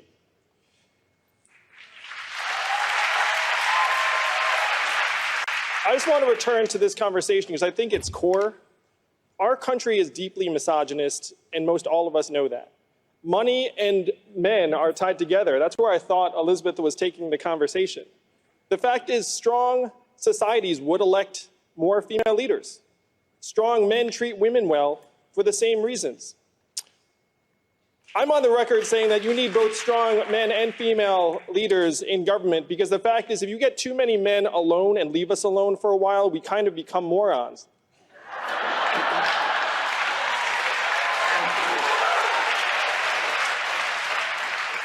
So it's related to our campaign finance rules because right now the fact is we operate in a fundamentally anti-woman marketplace. And that includes the marketplace for politicians. If we were to put 100 democracy dollars into the hands of every American voter, instead of 5% contributing, you'd see that rate skyrocket to 50 or 60%, and you'd have many, many more women who would run for office because they don't have to go shake the money tree in the wine cave. Look, that last comment about how you'd have more disposable funds, disposable income. Back to UBI. For women. The joke was funny. they wouldn't have to go shake the money tree in the wine cave. It was funny. It was a dig at, of course, it was a dig at Pete Buttigieg. It was funny. It's very interesting to see Pete Buttigieg take all these shots to the chin. It's very interesting because we really didn't see it so much, especially in the media and not really on the debate stage as well. We thought it was going to happen last debate. Yeah, but it didn't really. I mean, he's got into a couple disagreements with, I believe, Kamala Harris and Tulsi Gabbard as well. But nothing really, Him and Swalwell got into it. Yeah, first that's and right, second debate. right. But Just a little stare down. Again, he hasn't really taken many direct shots. But here he is taking it on the chin. So that joke was funny. Now, to the question at hand.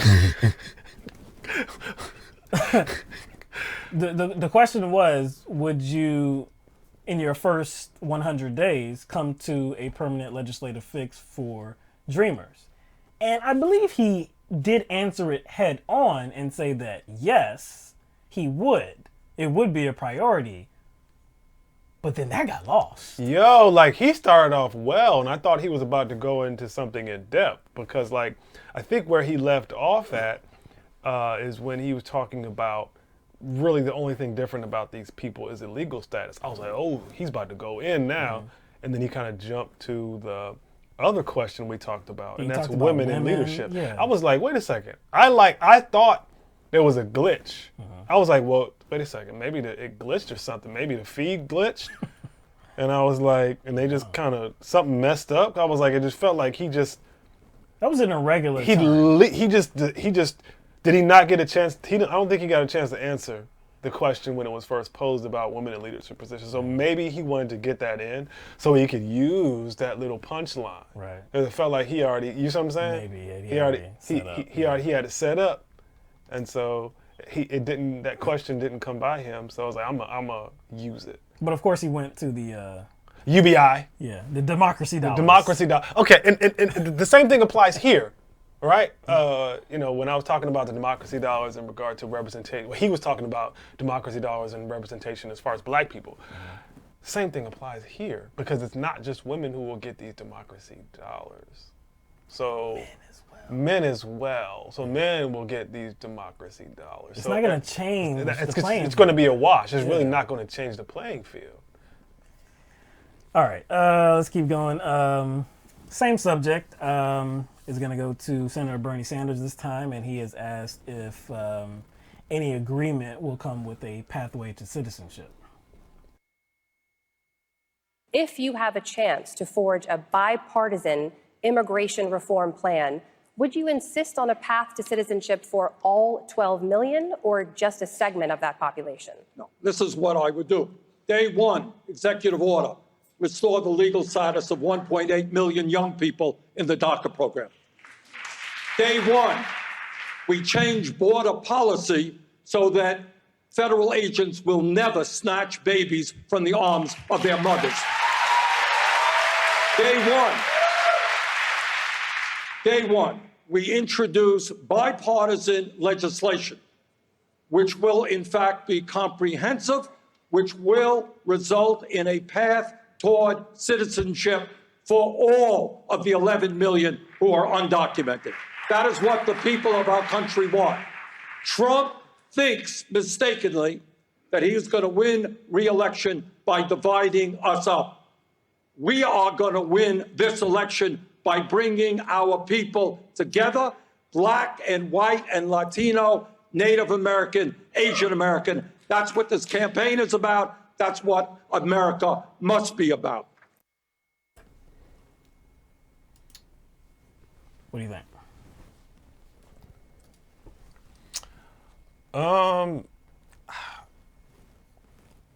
His answer really doesn't surprise me. It's nothing, he didn't say anything different than what he has been saying this whole time. No.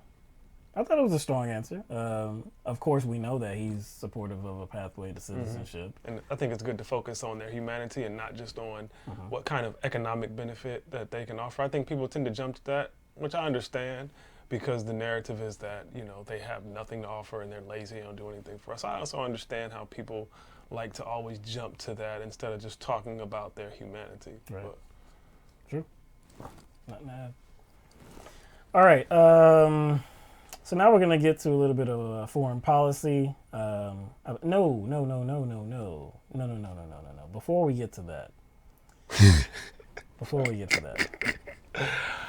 So the subject of reparations was actually addressed here. And we haven't seen that in multiple debates. Maybe the first debate. That's it, yeah. First debate, and maybe the first or second debate, but yeah. And actually, like, it was a conversation like leading up to the first debate. Yes, it was. That was like a question that many of these candidates had to, I guess, were asked about during like town halls. Yes, and it has since gone away. The candidates have not been talking about reparations at all, not that we have seen. So it did come up. And the first candidate to answer that question was Pete Buttigieg. Now, Pete Buttigieg responded that, yes, he supports H.R. 40, which is the legislation that has already been proposed. It's been proposed many years ago, but it's the commission to study reparations. So he is supportive of that. That's what he said, okay? Now, Joe Biden was given the same question, and this is how he responded. Vice President Biden, do you support reparations? Look, let me, since I haven't spoken on this, got a chance. Number one, the reason we're the country we are is because of immigration. We've been able to cherry pick the best from every single continent. The people who come here have determination, resilience. They are ready to stand up and work like the devil. We have 24 out of every 100 children in our school today is Hispanic. The idea that we are going to walk away and not provide every opportunity for them is not only stupid and immoral, but it's bad for America. They are the future of America, and we should invest in them. Everybody will benefit from it, every single American, and you should get used to it. This is a nation of immigrants. That's who we are. That's why we're who we are. That's what makes us different, and we should invest in them. Thank you, Mr. Biden. Some of that old Howard Dean energy. Very strong answer. Oh, strong forceful. and loud. Very forceful. You see that the idea that that we're not going to do right by these people. The idea, hey, of course. The volume. Yeah, that volume just increased. Yeah, very strong, very strong. Remind me, what was the question? I kind of forgot because he was being so loud. I kind of forgot the question. We talked. Wait. Let me go back to my notes. Yeah, we talked. Women. We talked about women. Race, climate change. Right before this, we did talk about DACA. We talked about DACA. Reparations. Talk about money in politics. Yeah, but it was reparations? You sure the question was about reparations? Yeah, because Pete Buttigieg got it first and said, he supported the H.R. 40, the commission on studying reparations. And then Biden got it right after he did. You sure the moderators didn't kind of redirect the conversation? No, because we included the moderator asking the question. Do you support reparations? And then you see, look. When we talked about the race question and Bernie Sanders going back to climate change, okay? When we talked about that, we noted how the moderator didn't do anything wrong by saying, hey, the question's about race. Can you please, answer that question? There was nothing wrong with that. Oh, yeah. And Bernie Sanders, he went back to climate change to discuss how it is going to be relevant in terms of race, but then he still did go forward and talk about the question at hand. So if Joe Biden, similarly, if he wanted to talk about how, hey, immigration, I didn't get a chance to say this, but immigration, this and that, blah, blah, blah, and you know what? Reparations, if he wanted to do that, okay, but for some reason, one, he didn't answer the question, and two, the moderators didn't say anything during his answer and didn't even object afterwards. Exactly. They could have at least said, okay, that was a good answer about a topic you weren't asked about, but we'll give you 45 seconds or a minute to actually address the question that we asked. Right. And so not only did he not get stopped mid-sentence, right, Right. They didn't even follow up. Because I was like, I don't care. Like, you can tell it was pretty clear that he did not answer the question. He didn't go anywhere near the question. No. It wasn't even the same subject matter. No. So he didn't even talk around the question, like, and say anything in reference to the issue at all. He just completely created a new issue to talk about. So this is weird how they let him get away with it. Just let him get away. Didn't say anything, didn't object it. Like you said, didn't say, hey, since you didn't answer the question, you have 45 seconds. And I did note how I think it was it was Tom Steyer, and I can't remember the question that was asked of him. But after he responded, one of the moderators said to, I think, Andrew Yang, well, look, Tom Steyer didn't specifically address the question. Do you have something to say to that? So he noted it. The moderator noted it when he gave the question to Andrew Yang, noting how Tom Steyer did not answer the question. But for some reason, Joe Biden is kept clean. For some reason, Joe Biden, you don't challenge him when he doesn't even, like you said, didn't even address the word reparations. Well, maybe the moderators were thrown off by his yelling. Maybe that was the forceful tone. Maybe that was the distraction. Maybe that what's that Dave Chappelle skit where I think it's like some sort of they were in a press room. I think he was like a part of a presidential administration, right. And they asked him a question. I think it was joking about the Iraq War and whether it was a lie or not. It was that Dave Chappelle skit, and they asked him a question, and he knocks over the water, right. And just they gets up and run out. Out of there. Yeah, like I think it's like him, Ashley Larry. Well, that's not the character, but I forgot the character he was playing. But yeah, him and his associates kind of like he knocked over the water and then got up and ran out. Right. That's what Joe Biden did.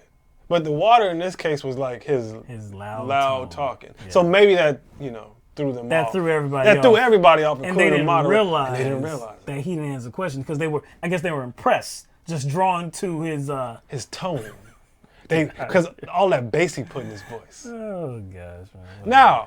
Now, you know what? That would have made sense if he sounded like Barry White or Teddy Pendergrass. Yeah. Or Aaron Neville, or you know what I'm saying? It would have made sense if he sounded like any one of those cats. But see, this was artificial because one, the subject had already come and passed. Nobody was talking about immigration anymore. So how did you find the steam to get upset? Like how did you find it? You weren't challenging anybody. You weren't like providing a retort to something you found objectionable. You just summoned that all up yourself. I mean, when you really trying to avoid something, you'll find that energy. Yeah, you'll find that. You see what I'm saying? So you said, where did he find it? Yo, when you're trying to avoid something, you will do the most to avoid it. Because he's on stage. Oh, he's on stage. In front of a camera. So he's like with a mic. I gotta turn up. I gotta turn up, man. All right. Let's go to. We're gonna go to foreign policy now, and specifically Afghanistan. The surge in Afghanistan that has lasted many years, of course, and recently there's been some reports about how numbers and statistics or just overall results were fudged. Which war? Afghanistan. Yeah. How it was purported to be a success, or things were purported to, having a success, but it really wasn't. So that wasn't true? Well, that wasn't true? Obviously not. So shock. Yeah, very shocked. I'm shocked. Very shocked. But anyway, so former Vice President Joe Biden, who was in the administration, of course, in the Obama administration, of course, you would want to hear from that guy about what was going on, and if he had a role, what did he think about it? And so this is what Joe Biden had to say. In that Washington Post report, there's a senior national security official who said that there was constant pressure from the Obama White House to produce figures showing the troop surge was working, and I'm quoting from the report here, despite hard evidence to the contrary. What do you say to that? Since 2009, go back and look. I was on the opposite side of that with the Pentagon. The only reason I can speak to it now is because it's been published. It's been published thoroughly. I'm the guy from the beginning who argued that it was a big, big mistake to surge forces to Afghanistan, period. We should not have done it. And I argued against it constantly. Senator Sanders, you had your hand up? Well, in all due respect to Joe, you're also the guy who helped lead us into the disastrous war in Iraq. What we need to do is, I think, rethink, and the Washington Post piece was very educational. What we need to rethink is the entire war on terror. We have lost thousands of our own men and women, brave soldiers. Hundreds of thousands, if not millions of people have been killed abroad or forced to leave their countries. It is time right now that we bring this world together to try to end these endless wars and address the root causes which are causing these wars. Senator Sanders, you do often point to your vote against the war in Iraq as evidence of your judgment on foreign policy, but you did vote for the war in Afghanistan, and as recently as 2015, you said you supported a continued U.S. troop presence there. Was that support a mistake? Well, only one person, my good friend Barbara Lee, was right on that issue. She was the only person in the House to vote against the war in Afghanistan. She was right, I was wrong. So was everybody else in the House. But to answer your question, I don't think you do what Trump does and make foreign policy decisions based on a tweet at 3 a.m. in the morning or desert your longtime allies like the Kurds. I think you work with the international community. You remove all troops over a period of time, a short period of time, within 1 year. Don't like his answer. Don't like it. Yeah. Didn't like it. Didn't like his answer. I don't think he addressed, his vote head on. He didn't. It didn't seem as if he gave a detailed reason why he voted the way he did. Mm-hmm. And if he wanted to talk around the issue to kind of justify his vote, there's a lot of things he could have said. Now, it may have been obvious that he's trying to talk around it, but I don't think he addressed his vote head on. I think he deflected a little bit there. He did say he was wrong. That's the only direct aspect of his answer that he gave. He said that he was wrong. The only person that was right was Barbara Lee, who voted against the.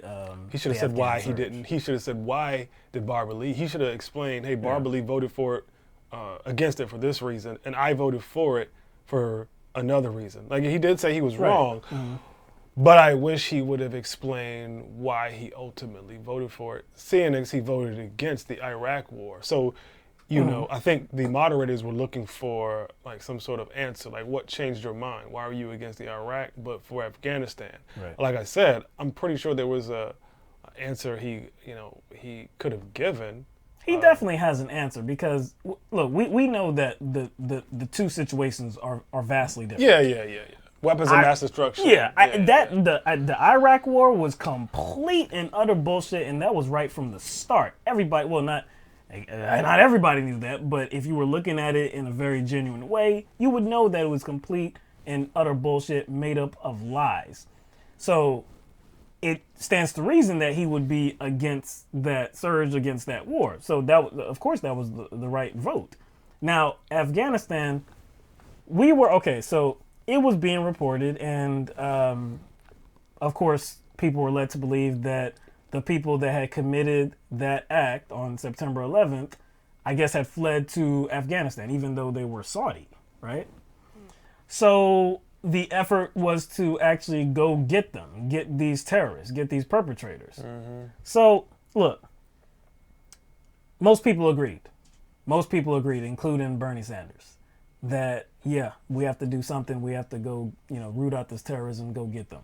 Now, of course, we definitely have the hindsight of 20 years, and it did not turn out to be a good decision, especially noting that we're still there. Can that act be forgiven, that vote? I say yes. I think knowing who Bernie Sanders is, Like, I say, let me just end it by, the reason why I say it can be forgiven is because, again, that's what was, the Iraq war was complete bullshit on its face. Now, 9/11, again, the perpetrators, that's what was being sold, that, hey, these perpetrators, they're in Iraq, Osama bin Laden is in Afghanistan. We got to go get him. He was the perpetrator behind this, the mastermind behind this and that. We have to go root out this terrorism. I get that there were most Americans that wanted something done about this, because there were, over 2,000 lives that were, was it over 2,000? Yeah, it was over 2,000. Yeah, it was over 2,000 lives that were lost, counting the other two. Yeah, all three. So I definitely understand that most people wanted something done. Hey, yeah, go get them, because they're going to come back, or they're going to create some kind of terrorism like that other places as well. We have to do something. So I get it. Now, can I excuse the fact that we've been there for like 20 years? No, I can't excuse that. Can I understand why somebody would have voted to approve at least the initial action to go, I guess, do something about it? I'll just say that I understand what that vote was like. Oh, so you think he was kind of torn? I think it was torn? But see, why wasn't Barbara Lee torn? See, that's the thing. Why wasn't Barbara Lee torn? Again, that's what I'm saying. So, like, in that moment, he could have stated, hey, I was torn between this or that. Yeah. And he, like you said, you didn't like his answer. I think he should have given a more detailed answer of not just, I made the wrong decision, but why did you make the wrong decision? Yeah, why'd you make the wrong decision? And see, that's why I can't give him a pass, even until this day, because it's not like Bernie Sanders was like 32. Yeah. You know what I'm saying? It's not like Bernie Sanders was in his like mid-30s. He was Bernie Sanders like in his 60s. Exactly. No, it's not 50s. 50s, like mid-50s, like 50s. So I'm not saying he should have known, but his skepticism should have been there based on who we know Bernie Sanders to be. That's all I'm saying. Still love the dude, but I just didn't like the answer. It is, look, it is it's an interesting subject though. Because if something does happen like that, where, the United States is attacked, right? Now, of course, we have to rely on the intelligence of the United States government, which in and of itself is... A lot of people feel that either it was staged or it was allowed to happen. Either way, it's whack. Yes. So you have those problems. That's messy. That whole situation is messy. And like I said, I can understand how somebody could arrive at that vote saying, yes, okay, let's go get the terrorists. I can understand how somebody could arrive at that, but yes, he did need to do a better job at explaining why he ultimately chose to agree with that move, and he didn't do that. All right, healthcare. So healthcare made its way into the debate. Usually it's right at the beginning, but this time it was towards the end of the night. So we have some comments made by Bernie Sanders about Medicare for All following the question. Senator Sanders, you've spent plenty of time discussing and defending the merits of your Medicare for All plan, but the reality is that if Republicans retain control of the U.S. Senate, or even if Democrats win back a narrow Senate majority, your plan as constituted probably would not have the votes to pass Congress. So the question, Senator, is if Congress rejects your plan and the American people are looking to you for leadership on this issue, are there smaller, specific measures that you would take immediately to expand coverage and decrease costs as president?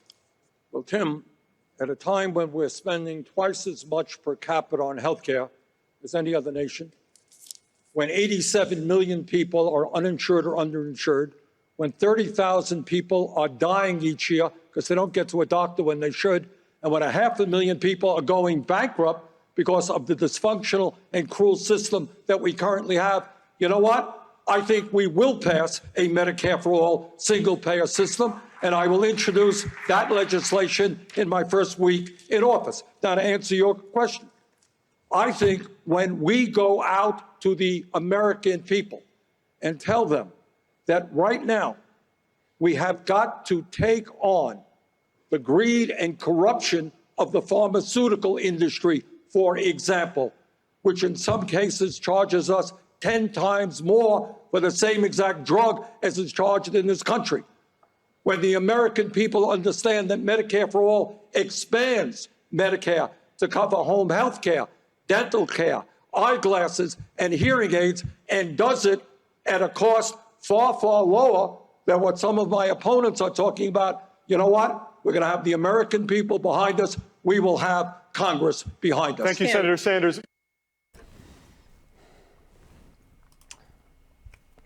I'm getting a little tired of this way they try to set up a roadblock in a question. Hey, Republicans ain't gonna, pass your bill anyway. So what's the point of introducing, your plan?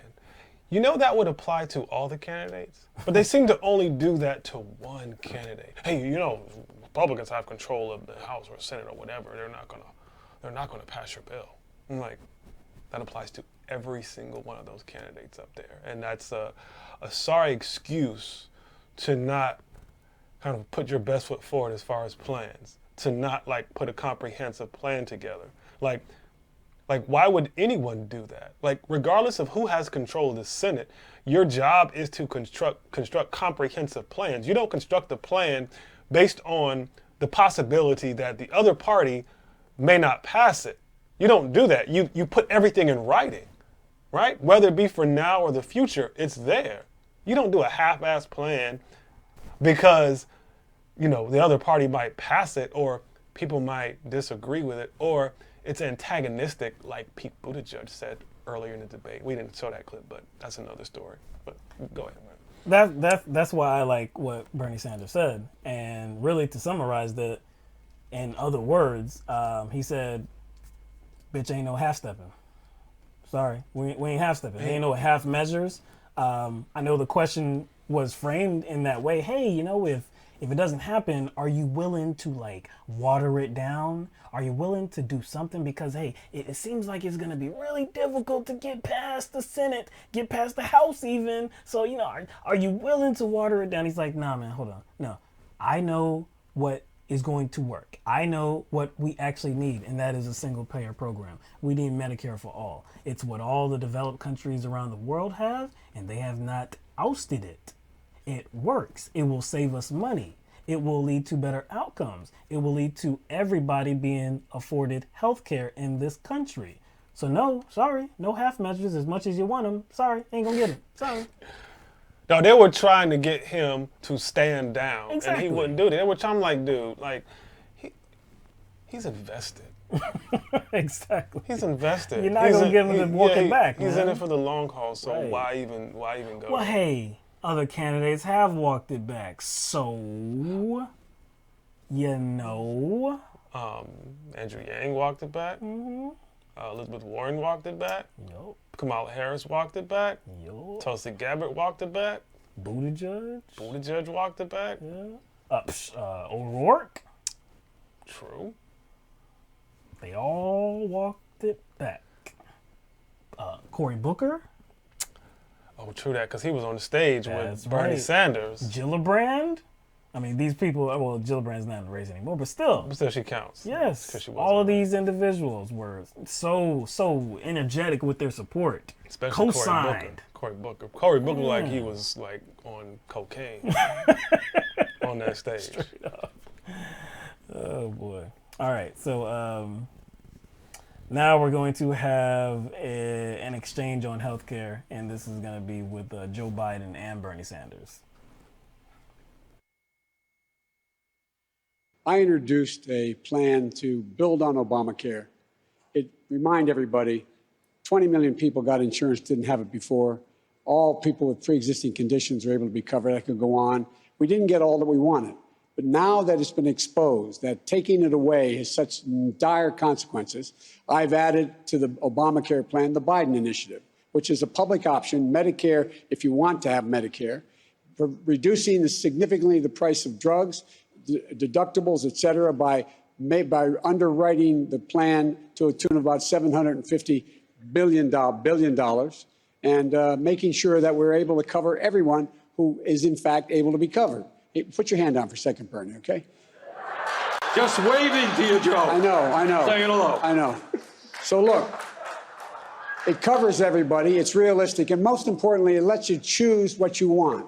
Here, you have 160 million people who negotiated their health care plans with their employer, like many of you have. You may or may not like it. If you don't like it, you can move into the public option that I propose in my plan. But if you like it, you shouldn't have Washington dictating to you. You cannot keep the plan you have. Thank you, Vice President Biden. Good night. Senator Sanders, 45 seconds to respond. Under Joe's plan, essentially, we retain the status quo. That's not true. No, It is that's exactly not right. true. Thank you. And by the way, Joe, under your plan, you asked me how we're going to pay for it. Under your plan, I'll tell you how we're paying for it right now. The average worker in America, their family makes $60,000 a year.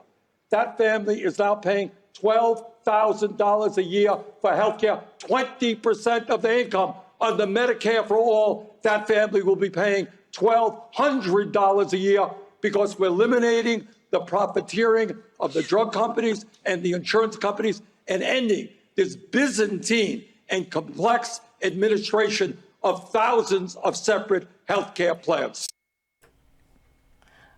I don't know if anybody paid attention to that, but during Bernie Sanders' response right at the beginning, he was saying that what Joe's plan does is just preserve the status quo.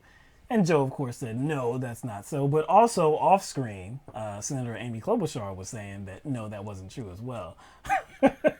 To which Bernie Sanders was like, no, thank you.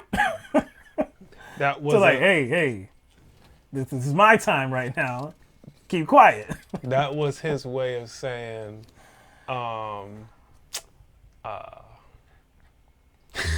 not right now. Yeah.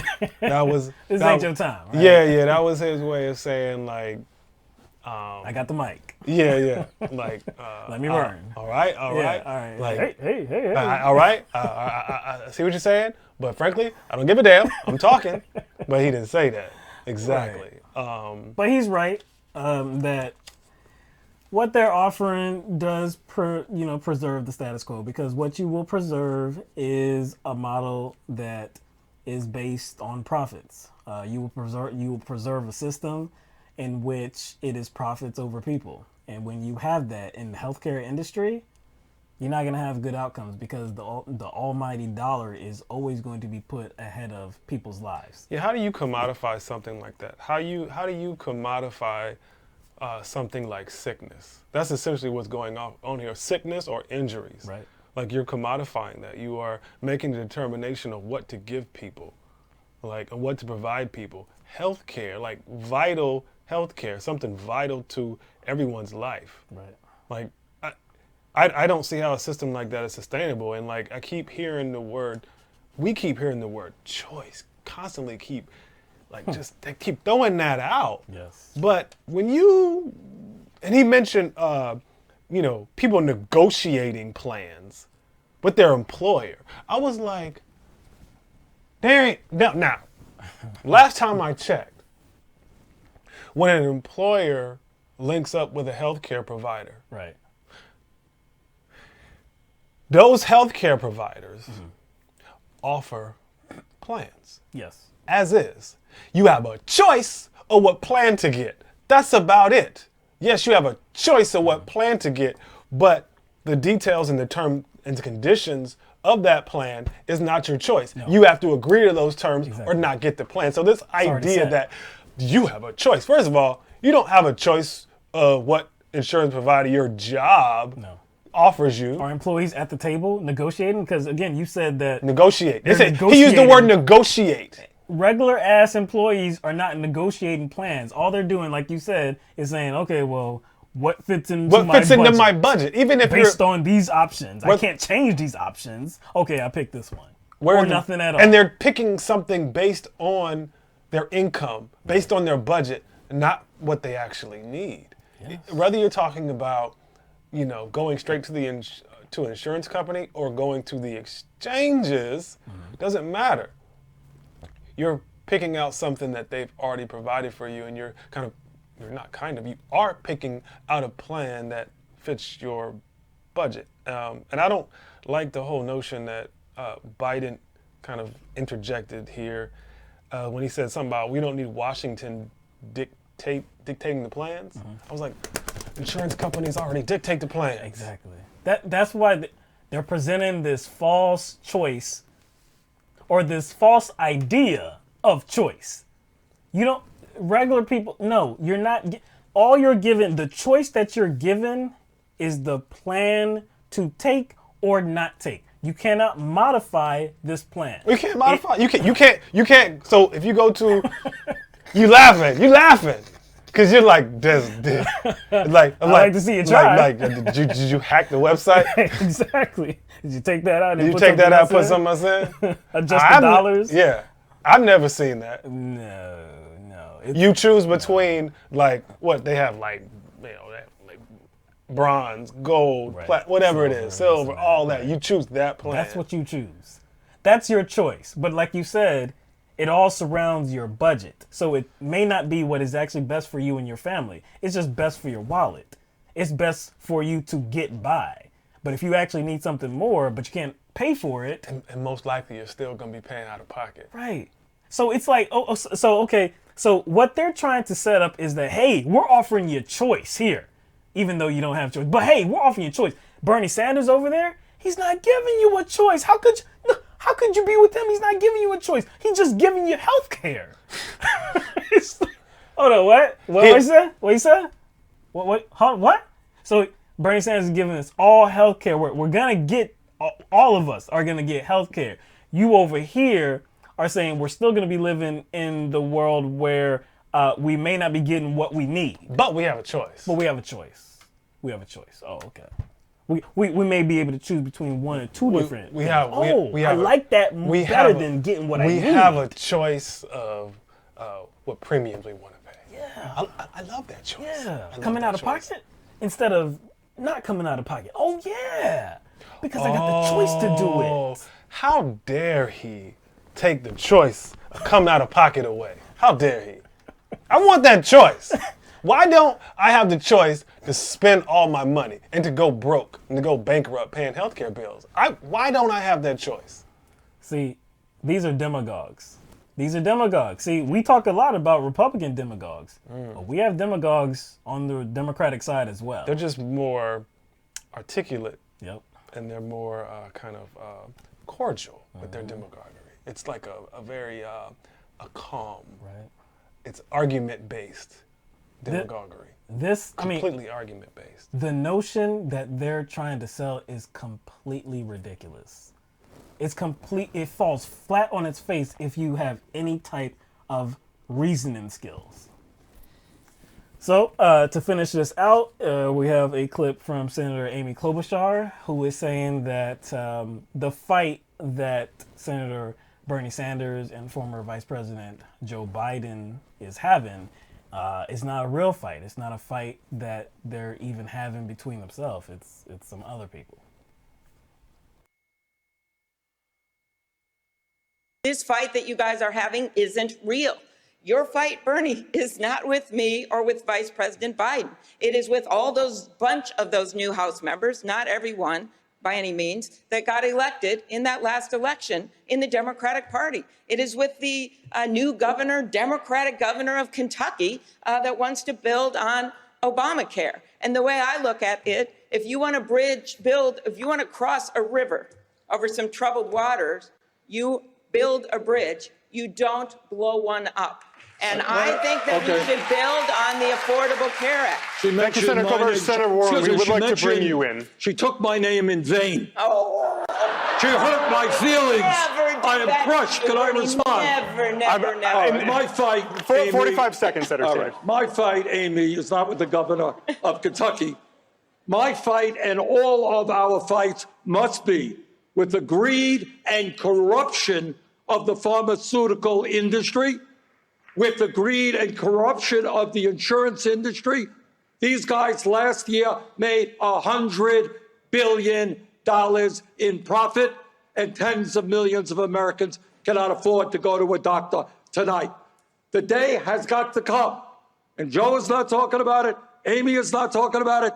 The day has got to come, and I will bring that day about when we finally say to the drug companies and the insurance companies, the function of healthcare is to provide it for all of our people in a cost-effective way, not to make massive profits for the drug companies and the insurance companies. Thank you, Senator. Yo, I mean, I think Bernie Sanders was right on message there. Just to kind of highlight some of what Senator Amy Klobuchar said, this is a narrative that I always cannot stand. And she said that, look, if you're trying to do something, you don't blow up the bridge. You know, I guess if you're trying to create a pathway towards something better, you don't blow up the bridge. So the bridge is an analogy for healthcare. Yeah. And the other side of the bridge is the place where, I guess, those individuals you have to compromise with, that she was talking about. But the bridge is always sold as Obamacare, though. The bridge is always sold as Obamacare, and then building on that bridge would be the public option. And Bernie wants to blow the bridge up. Now, this is why I can't stand this logic, or if you can call it logic, which it's not. Bernie Sanders wants Medicare for all, so that does not look like the ACA. It does not look like the public option. Cool. That doesn't mean it's not a bridge. It doesn't mean it's not a bridge, right? And also, before Bernie's Medicare for all, before that actually goes into effect, before it's implemented and everybody does have access, not just access, but everybody has healthcare in this country, before that actually happens, what would still be in place? The current policy. The current policy would still be in place. You would not blow up the bridge. You wouldn't blow up the bridge. There would be another bridge available. Another bridge available. Another bridge available. Another bridge available. That's why I can't stand this narrative always being tossed out by your centrist Democratic figures like an Amy Klobuchar, like a Joe Biden. It's complete nonsense. But listen to, like, how, just think about how she framed it, though, right? Because the first place she went is, hey, there are many people in positions of power that are not going to agree to it. That's the first place she went. She went to the Democratic candidates that won elections. Like, but a lot of those won elections by running on Medicare for all. Number one, and two, like those aren't the first people you think about when it comes to policy. The first people you think about are people. People, not representatives. Like, people. Think about where she went. What do people want? Look, what would they think? What would these representatives think about this policy? I was like, you shouldn't. I mean, yes, obviously you have to consider. Yourself, right. Yeah, you have to consider with working with your colleagues. Yes, that matters. But that's like the first place she went. Like, the first place you go is, what is the consensus? I wouldn't say consensus, but what is, if you taking the temperature of the American people, how do they feel about Medicare for all? Right. They overwhelmingly support it. That should be your first thought. That should be where you go first. Because these representatives are supposed to serve those people. Serving those people, of course. So yeah, look, Congress is definitely going to be a roadblock, but as Bernie Sanders has said many times before, the only way you get around that roadblock is to make your appeal, make your case to the American people, because they're the ones that ultimately are going to have to try to get it done. You're going to have to urge and push your representatives, your senators, to vote for Medicare for all. We know it's going to be difficult. We know it's not going to just take place just like that because of all of this greed that is not just, in regular areas of the country, but it's in Congress as well. And so, similarly, I like where Bernie Sanders took it too, in saying that we have to, at some point, we have to stand up to the greed in the pharmaceutical industry and the private healthcare industry. Amy's not talking about it. Joe Biden's not talking about it. Nobody wants to seem to talk about it. Everybody has backed up off of Bernie Sanders' Medicare for All, even though you were standing there with them at the beginning when he launched this, well, not launched the idea, but proposed the actual bill. You were all standing there with him saying, yeah, okay, well, we got you back. Yeah, we need to do this. Now it comes time to run for election. Now it comes time to pick a president of the United States or pick a Democratic nominee. And now you're all like, nah, you can't, it's too far, you can't, we can't do it. Bernie Sanders is still the only one saying that we have to address the greed inside our private healthcare system. You can't have a private healthcare system when their function is to make the most money that they possibly can. And deny what? And deny health insurance. Deny access to. It's. Look, they're pinching pennies. They're pinching pennies and cutting corners to decide whether they should treat somebody. Right. And Biden is not stupid.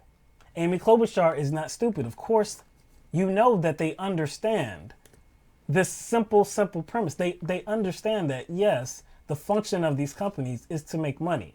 And that will run counter to doing the best thing overall for patients, for consumers, for people that need health insurance, who need to see a doctor, who need to see a health practitioner. You know what? You know how it works?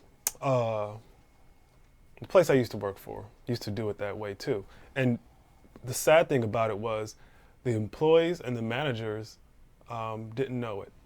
The company that I worked for changed the system of how we fix things and tried to receive maintenance for things that were broken in stores. I was the manager of a store.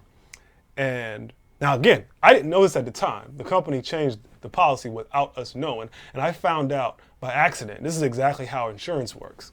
So when, let's say, toilet broke in the bathroom, the commode broke in the bathroom, or let's say we had an electrical issue, or we had an issue with the lighting, or we had an issue with, let's say, there was a cafe where I worked at that was on the side. We had an issue with like the ice machine or the bake case or the espresso machine, anything like that, right? We'd have to put a ticket in. And then we put a ticket in, and then the company, our company, would contract out. They choose who would come to our store to fix whatever problem that we put a ticket in for. So that person would come and they would write it up, and they'd write the problem up and say, hey, we just checked it out and we got to fix this, this, and this, and we got to fix this and this and this. And so I said, okay, well then do it. Go ahead and fix it. And you know what they would say? They would say, well, it doesn't look like I'm allowed to spend that kind of money to fix the problem. I was confused. I was like, what are you talking about? You come, you determine what the problem is, you assess how much it's going to cost to fix that problem, you give us a price, and we just pay you. You determine that. And so I was like, I started digging more. Turns out what our company was doing, as they were linking up with these contractors, they told these contractors, when you go out there to fix whatever problem, you only can spend this amount of money, because they didn't want to spend the money to fix the problem. So guess what would happen? They only had a certain amount of money to spend, so they kind of patched the problem up. But guess what would happen? It would keep coming back. Of course it would, because you didn't take care of care of the problem. That's how healthcare works. So these providers, and what these insurance companies are trying to like, I don't know, man. We gotta manage this. Yes. We gotta manage this. They want to act as managers. We don't need managers. All we need are the healthcare practitioners. These insurance companies are doing exactly what our company did, because I didn't even know it at the time now it was happening. I was like, why don't they fix this stuff? Because our company was dictating how much money that they could spend. So the problems in our store were not getting fixed properly because they were dictating how much the contractors could spend. It's ridiculous, man. Seems that the only presidential candidate that understands that something very different needs to be done is Bernie Sanders. And they will will try to trip him up at every turn. They will try to get him to agree to water it down, which it's very fortunate that he won't. So look, that is that's the clips from the debate really that we're going to talk about. There was one moment here where Andrew Yang, actually Tom Steyer was mistaken for Andrew Yang by Judy Woodruff right here. I don't know how you do that. Yeah, I don't. Mr. Yang, what more? I'm over here. Mr. Yang, what more I'm can you over say here, Judy. to the American people? Judy, I'm sorry, Mr. Steyer. I'm sorry. Andrew Yang is like, hey, Judy, hey, which is funny. Haven't seen that at a debate ever. Like, bugs don't look nothing alike either. Nah. I did want to show one other clip, and this is after the debate, and this was on CNN. Something one of the contributors to CNN, political contributors, Van Jones had said on CNN. And of course, they always get together. They have these panels, and this is in the spin room, and they have the candidates come by and speak after the debate to ask them some follow-up questions, get their overall temperature about how they performed, how it went, this and that.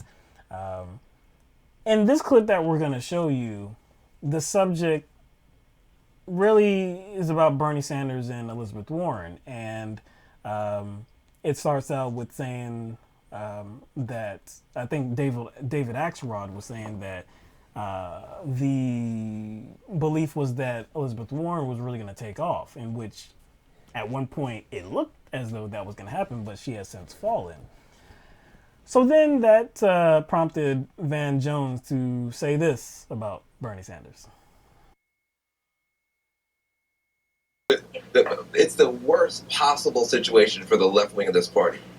His ceiling, Bernie's ceiling, is too high for him to be the nominee, but his floor is too low for him to walk away. Yeah. So he's in this little band. Well, you heard what Buttigieg said in his forgiveness or gift thing. Yeah. He said, whenever one of these people, one of us wins, the rest of us have to get on it. It can't be slow. I mean, that was a message that should resonate with Bernie. I'm confused.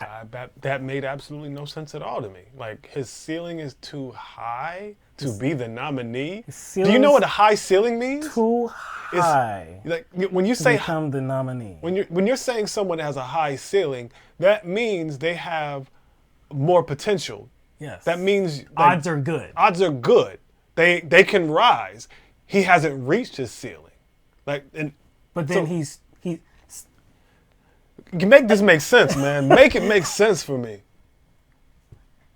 His support is too vast. It's too vast. His ceiling is too high to become the nominee, but his floor is too low to drop out. His floor is too low to drop out. Okay, what does that even mean? Is he saying that means the floor is floor too low? Does that mean like he has to gain more, so he has to stay in because he's hasn't gained enough? No. Like when you say somebody's ceiling is very high and their floor is very low, then this is like a safe bet. This is a safe bet. In any world, if you say somebody's ceiling is very high and their floor is very low, that is a safe bet. In any, you talking about fantasy, you talking about sport, you talking about any type of contest. But what does he mean? But what does he mean by low floor? Is he saying that, like, Bernie has a very, it's probable that he can tank? No, that's not what that means. That's what I'm saying. That's why it doesn't make sense. Exactly. That low floor means that the likelihood that he's going to tank is very low. The likelihood that he loses all of that fast support is very low. Oh, now it may make sense. Now it makes sense. So if that's the case, Bernie Sanders, well, it makes sense, but it still doesn't make sense. Meaning that he's saying that Bernie Sanders has so much support that he can't drop out. Exactly! That's the point. That's the point. So why would you drop out? Yeah, but if that's true, why would you say he has too much support to attain the Democratic nomination? Like, how do you have too much support to attain a nomination? How that makes no sense. Yo, this dude is paid. Yo, man, yo, Look. You are too fast and too strong and too athletic to be in the NFL. You know what I'm saying? Too fast, too strong, too agile, too athletic. Your vertical is out the roof. You're too good to be in the NFL. There's no way you could get drafted because you're just so good. You remember Usain Bolt? Usain Bolt? Yeah. Fastest man in the world. Fastest right? man in the world. Go shoes. Go shoes. Go track hey, shoes. Go Mr. sneakers. Bolt. Mr. Bolt, it looks like you're too fast to win this race. Yo, no, that's right. You see, no, that makes sense. Because he's so fast that it's going to make it look like he just started. Because he's going to run, he's so fast. He's going to run around the track, and by the time people hit the finish line, it's going to look like he's behind them. He's so damn fast because he's going to be behind them when he runs around the track. That makes sense. And see, look, and Final Fantasy Draft was saying he meant to say low ceiling, high floor. That's all. But I don't see, even that would not make sense to me because how he let off. He said he has so much support. But see, we know that. He knows that. Everybody that has looked at the polls for months now knows that Bernie Sanders has been atop of these polls for months, ever since the race started. He has the most contributors overall. He has the most contributions overall. That means vast support. So if you're saying that this guy, his ceiling is real low though. His ceiling is real. You're talking about the guy that in 2016 won how many states? 20. I can't remember how many states, 20, right? 20. Had all these delegates. It went to the end, of course. You're telling me that guy who has only built on that support, and the only reason why right now, even back then he wasn't polling well, between him and Hillary Clinton. But you have all of these players in the game now. You have all these different candidates, and he's still doing very well. You have somebody like Elizabeth Warren, who it seems that Van Jones wants to be the Democratic nominee. He wants to be that progressive representative. You have Elizabeth Warren that has been performing worse than Bernie Sanders. So she's performing worse, but you're trying to sell the idea that she ultimately has a higher ceiling than he does. Would they be trying to sell that if it was Warren in Sanders' position? Would they be trying to sell that? Like, it just seems as if, like, at every step, like, no matter how well he's doing, they try to downplay it. How do you make something good look real bad? How do you do? Well, they obviously are very good at it. Well, no, they're bad at it. Yeah. And nobody was like, huh? Huh? What? Hold on. What you say? What you say? Van, what you say? Nobody said nothing. You know what? I don't think they wanted to put Van on blast in front of everybody. I don't think, because there were like 4 other people there, right? There were, man. Because Cuomo was there? There was Cuomo, there was David Axelrod, there was Dana Bash, there was Gloria Borger. And you know what? I think at least 2 of them. Had to, right? Had to. They just didn't want to put, like that Will Smith? Yeah. Or like that meme with the Swaggy P, the question marks. Yeah. So I'm like, I guarantee they just didn't want to put Van on blast on national TV. I was like, we like Van, he's special. So let's not embarrass him. Let's get to quickly because, look, we're getting long on time.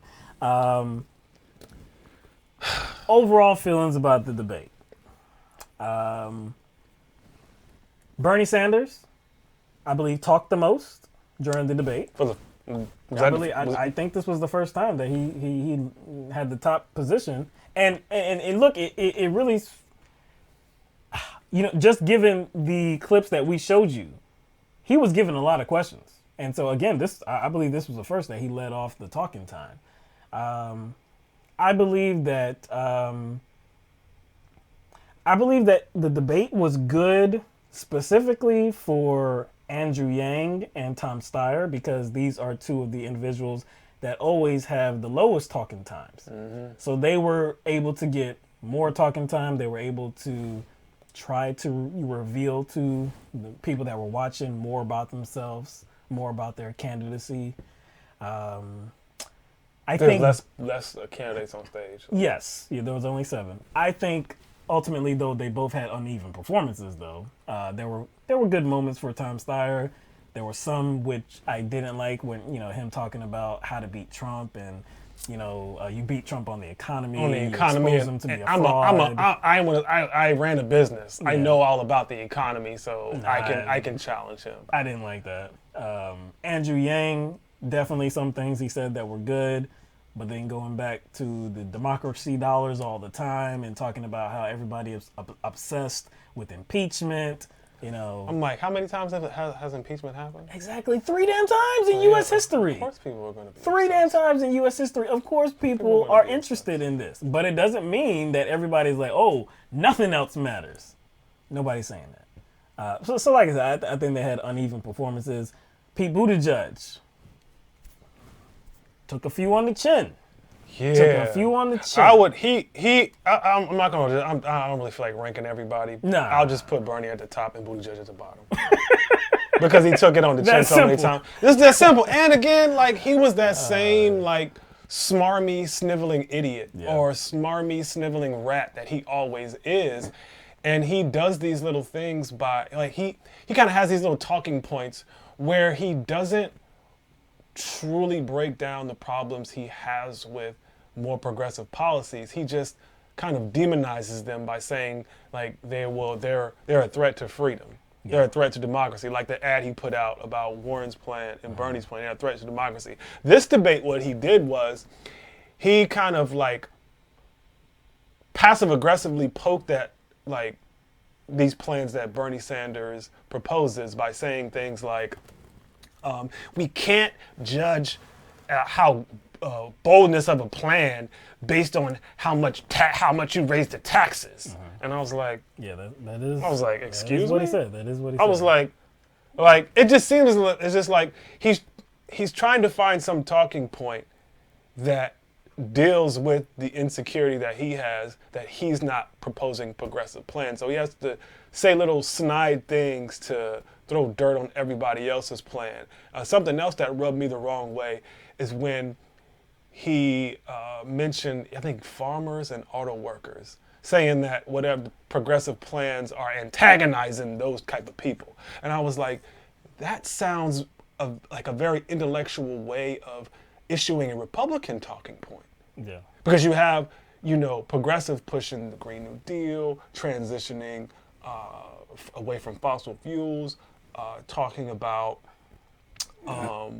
lessening the impact and lessening the production of factory farming, like cows and stuff like that. So it just seems like he's very intellectual at issuing right-wing Republican talking, but he just does it in a very sneaky way. Like, really? Like, progressive policies antagonize? Well, people like who? Like, I don't think it was a good performance by Pete. One could say it was uneven. I would call it a loss as well, because again, this was the first time that he took several shots to the chin, and even though he did expose Elizabeth Warren in that exchange that they had, they both ended up looking pretty horrible. They both did that to themselves. Exactly. So both of them didn't look good in that exchange. You had the one moment where Pete Buttigieg, on the subject of Israel, completely, just didn't even want to answer the question whatsoever. He started talking about Trump and just didn't want to answer. I just think it was not a good performance at all. Bernie Sanders, we talked about, there were several responses that, could have definitely been better. The Afghanistan one for me. Yeah, at least one where it's like, nah, that wasn't it. That wasn't it. You should have done better at that one. Yeah, the question about women in power, I don't think he answered that to his best ability. To his best ability. It wasn't very tactful. Yeah. I saw where he was going, but it just seemed like he was trying to be too safe. Yeah. But ultimately, he had a lot of moments where he hit right on message. Yeah. So I think he did that the most effectively. If I would highlight anybody else, it would actually be Amy Klobuchar. The reason why I would highlight Amy Klobuchar is because if I'm going to say anybody else performed better, and really I would really split up in two lanes and talk about, you know, the progressive approach and then the centrist approach, in which that centrist approach is your Pete Buttigieg, your Biden, and definitely Amy Klobuchar as well. And for me, I think she had a better performance than those other two individuals. Biden didn't have a bad performance. I'm talking about for Biden. For standards. Biden. Okay. So he basically lowers Yes. the bar for himself every yes. debate. Yes. Okay. For Biden standards, it was not the worst. It was probably one of the best. And I've heard that as well. Like you said, you know, it's like you have to lower the bar for Biden just to give him a win. And that's what it seems to be. He didn't really flub anything. There was one moment, and it didn't make him look bad, but he has struggled with stuttering. And he kind of mimicked how I guess children or kids would come up to him and like, hey, I like that. And after the debate, Sarah Huckabee Sanders issued an apology. Well, she went on Twitter. And like made a joke because of that. Yeah. Like, what is he doing? And, you know, just made a joke. And then Joe Biden had to respond and say, you know, learn some, you know, decency, this and that. This is, you know, what was going on, this and that. She was like, hey, well, I didn't know that about you.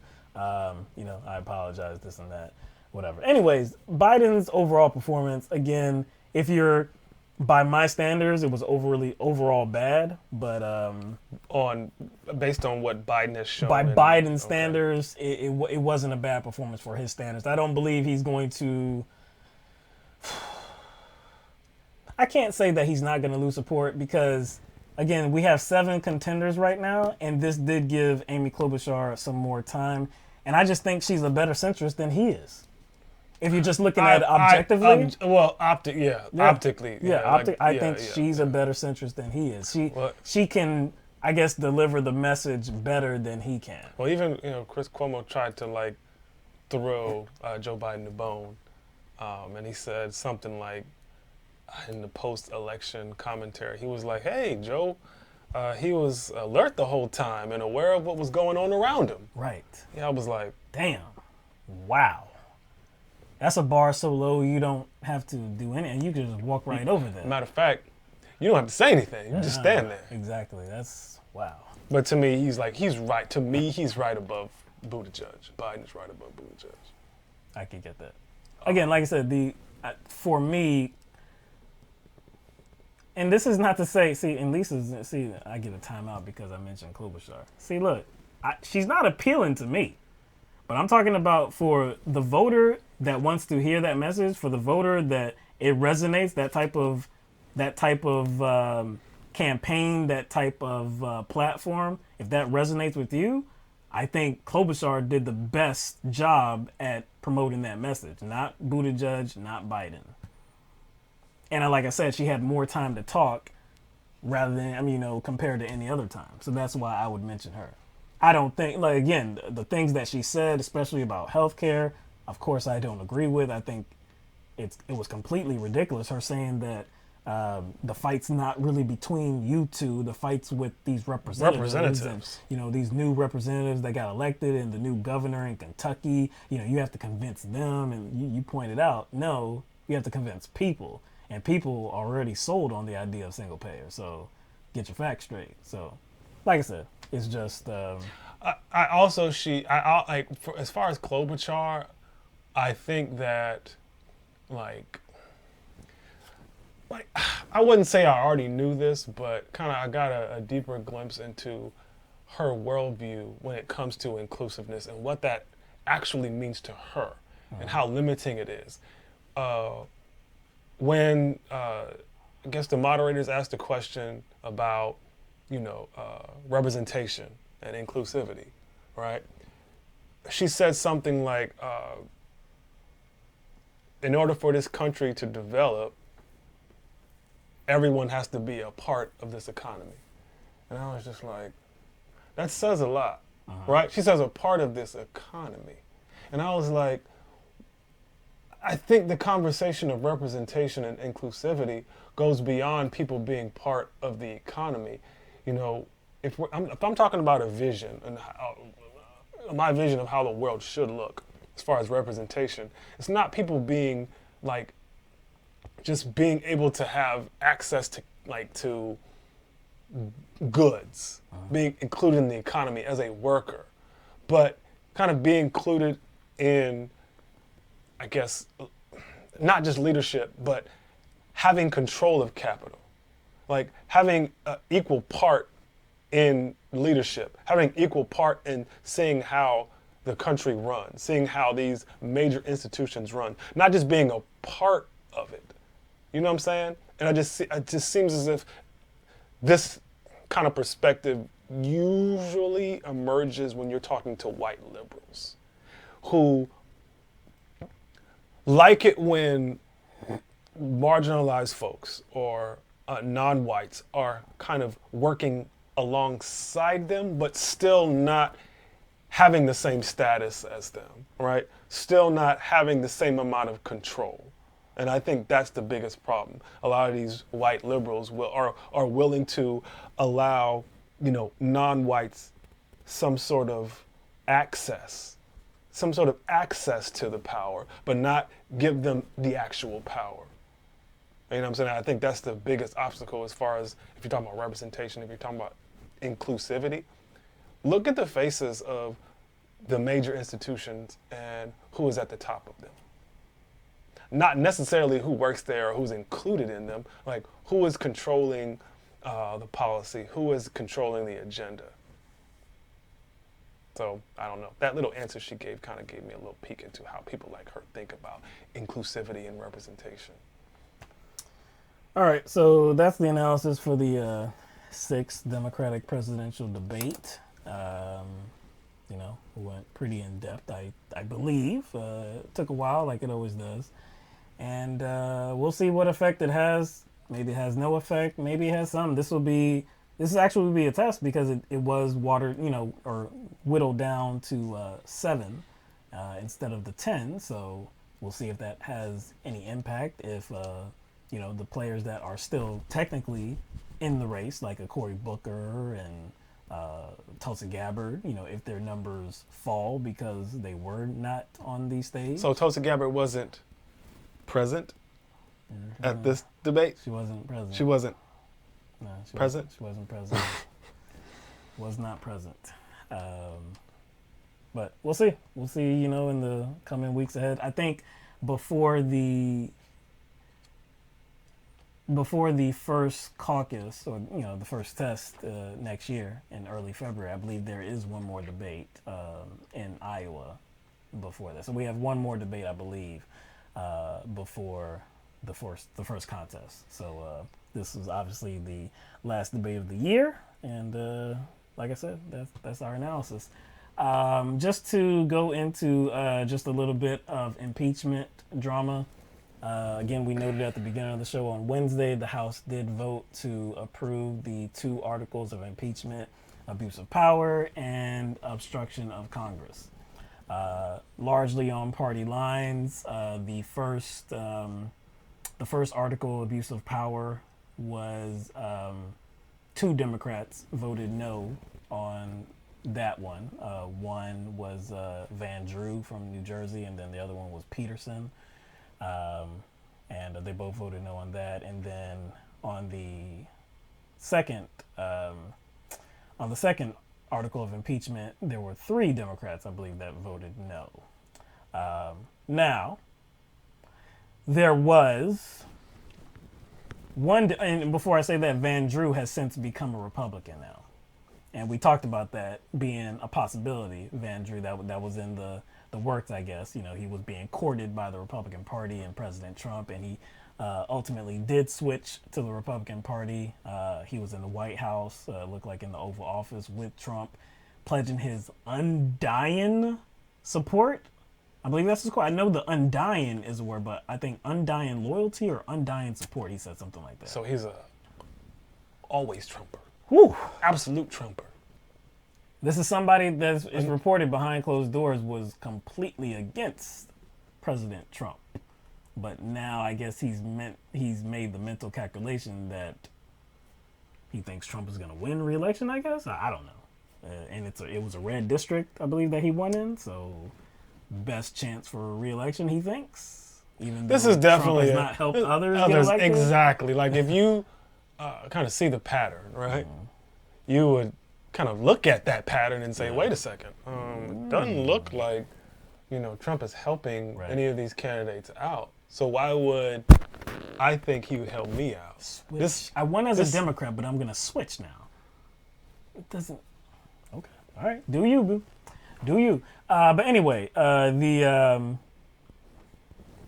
yes, the articles of impeachment. So there was one Democratic representative in the House that did not vote for the articles of impeachment, and she did not vote against the articles of impeachment either. She voted present.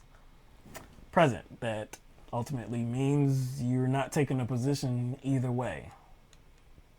Not yay, not nay. You're not taking a position. And so that Congresswoman was Representative Tulsi Gabbard, who is also a Democratic presidential candidate. So it was kind of weird because during the, I guess, debate, it wasn't really debate. I mean, it was just statements being made by most of these Congress members, whether they supported or, opposed the impeachment. They were given, 30 seconds, minute, 2 minutes to just make a statement. And she was nowhere to be found for pretty much the entire proceeding. But she was present for the vote. And again, when she voted present. So a lot of people were wondering which way she was going to go because she had already said that she didn't know which way she was going to go. And she had already offered the possibility of President Trump being censured. So that kind of told you, okay, she may not vote for it. So obviously she's going to vote against it. Nope, she voted present, excuse me. So she put out a statement explaining why she voted present. And she also cut a video as well with the same words, just reading off the same statement. So we have a clip of that little 2-minute video clip that we want to show you with her words explaining why she did what she did. Throughout my life, whether through serving in the military or in Congress, I've always worked to do what is in the best interest of our country. Not what's best for me politically, not what's best for my political party. No, I've always put our country first. One may not always agree with my decisions, but everyone should know that I will always do what I believe to be right for the country that I love. So after doing my due diligence and reviewing the 658-page impeachment report, I came to the conclusion that I could not in good conscience vote either yes or no. I am standing in the center and decided to vote present.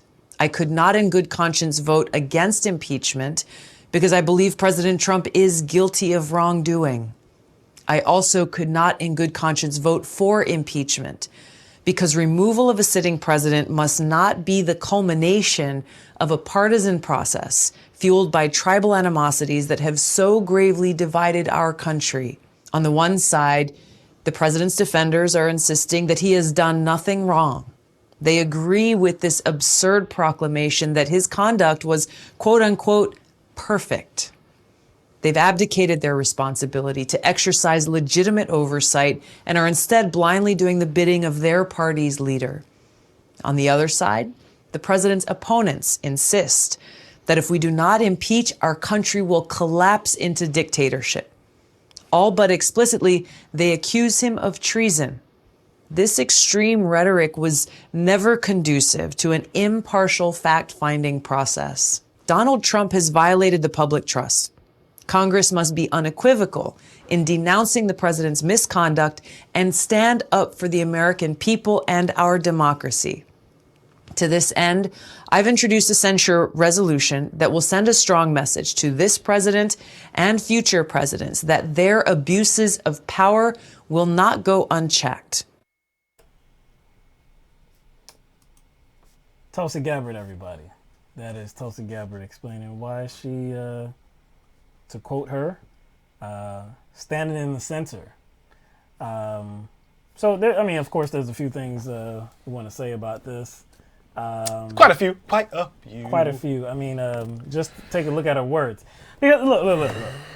The overall question, the overarching question is, did Trump commit an impeachable act? Did Trump do something that is worthy of impeachment? Is he guilty of committing an impeachable act? I can say this many different ways, but you get the idea. Tulsi Gabbard's own words.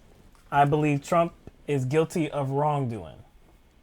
She maligned Republicans by saying that it was absurd, their proclamation that his conduct was, quote, perfect. Okay? She also said Donald Trump has violated the public trust. Okay. So when you say things like that, methinks that you have concluded that Donald Trump has said has done something that warrants impeachment. That warrants impeachment. He did something. Because she said it herself. Trump is guilty of wrongdoing. Now we're not talking about anything other than this particular situation. We're talking about the Ukraine scandal. That's all we're talking about. We're not talking about other things. This is not a general comment. We're talking about the impeachment conversation because she was weighing this. It was heavy on her mind. She said she was going to treat this with the seriousness that it deserves because it's so important.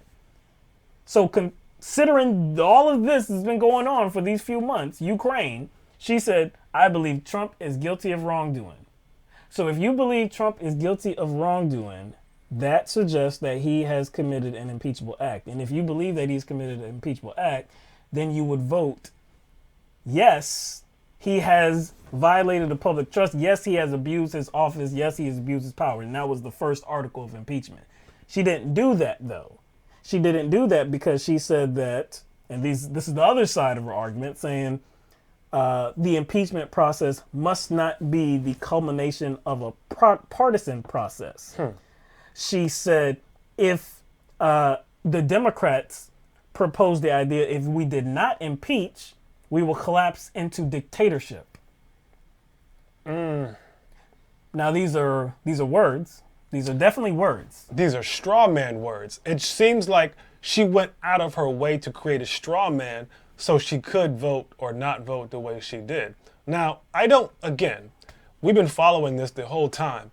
And there have been, I guess, certain narratives floated by Democrats talking about democracy and, Donald Trump abusing his power, using the office to abuse his power, and what kind of precedent that does set. And I would have to agree with that. It's common sense. But collapsing into a dictatorship hasn't been the consensus here. It just seems as if she purposely is straw manning in order to justify having this position. Now, in order to disagree. Now, in some way. Now, the position itself, on its surface, on its own, without any commentary, okay, you voted the way you did or not voted the way you did, you just were present. Okay, if you said, I'm going to be present, all right, I'm willing to hear an argument about that. I'm willing to hear an argument. And it didn't seem like she made her case. I'm just listening to the justifications and it doesn't make sense. There is a way you can be contrarian and have a good reason for it. So I'm not mad at her being contrarian. I'm just mad at her being a lazy contrarian. And it just seems like she's just being a professional contrarian here. She's just not offering anything of substance to justify her present vote. Now, the reason why I say this is because she did not back up her assertions. Why didn't she highlight specific procedural guidelines she had a problem with. That's question one. Why didn't she do that? Because she did say that it's a process. It must not be the culmination of a partisan process. She doesn't know what partisan. I don't think she understands what partisan means. Number one, but primarily, again, she admits that Republicans have, I quote her, abdicated their responsibility to exercise legitimate oversight, which means suggests Trump did actually do something wrong. And they're not holding him accountable because of that. But, things were said by the Democrats.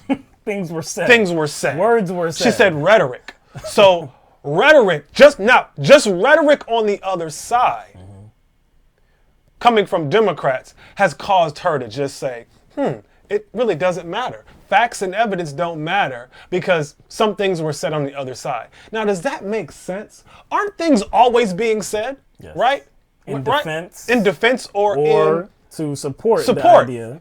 In everything, in every case, in politics in general, where it comes to policy, social policy, fiscal policy, whatever it is, there's always something being done by one side or the other, and one side saying things, both sides saying things. There's rhetoric all over.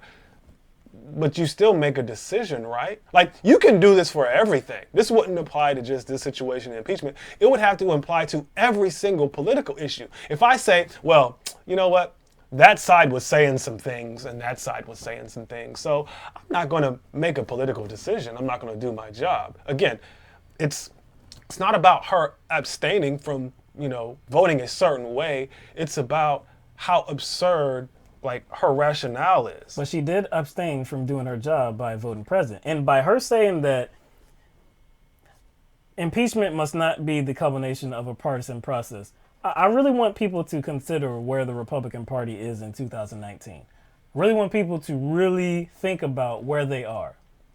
Because I seriously believe that had Nixon been president in 2019 and did the same exact thing that he was guilty of doing in the 70s, he would not be, not that he would not be impeached, but the Republican Party would have his back. Because this Republican Party in 2019 has strayed much further right than it did in the 70s. So saying that it must not be the culmination of a partisan process, I get the idea that you would like some bipartisan support. And look, you do have Justin Amash, who is not a Democrat, who used to be a Republican, but because of the insane defense and support of President Donald Trump, Justin Amash doesn't want any part of them anymore. So he's an independent now. But still, you would like some more bipartisan support. You would like these elected officials to see the evidence, see the information, and just attest to its accuracy and attest to Trump's guilt and say, yes, I'm going to put the truth above my party. I'm going to put the country above my party. We got to do the right thing. Everybody would love that to be the situation, but we don't have that. So just because we don't have that, just because we have political operatives who are more interested in saving one guy because it looks better for the Republican Party, it increases their chances of holding on to the White House in 2020 or 2021, really. That's really what we have going on with the GOP. So we're always going to have a partisan process if the GOP continues to be this far right and this against the truth. So the Democratic Party, if they're actually interested, and we can say what we want to about the flaws of the Democratic Party, but in this vein, they're doing the right thing. They're actually holding the president to account. What Tulsi Gabbard sounds like she's saying to me is that we shouldn't do that unless the Republican Party supports it to some degree, even though we know what the Republican Party is today. You see how ridiculous that sounds? And to me, what only matters? Facts and evidence. That's right. I personally don't care what narratives Democrats are crafting. I truly don't care. I truly don't. They aren't crafting dictatorship. Yeah, that's not the narrative. I really don't care. I mean, obviously, I'm going to have my opinion about what rhetoric is coming from what representatives and what side. Obviously, I'm going to have my opinion. But what matters ultimately at the end of the day is facts and evidence. That's what I use to determine what my position is. That's what I use to judge. What did she say about the facts and evidence? She pretty much agreed with all the facts and evidence, again, which doesn't make sense. How can you call it a partisan fact-finding process but agree with the facts? Is the information partisan? Is the evidence partisan? No, it doesn't matter. It actually doesn't, it doesn't matter. You know what?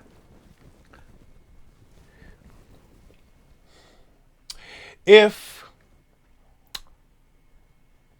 law enforcement in this city, your town or whatever, was the majority Democrat or majority Republican, it doesn't matter. You can pick one.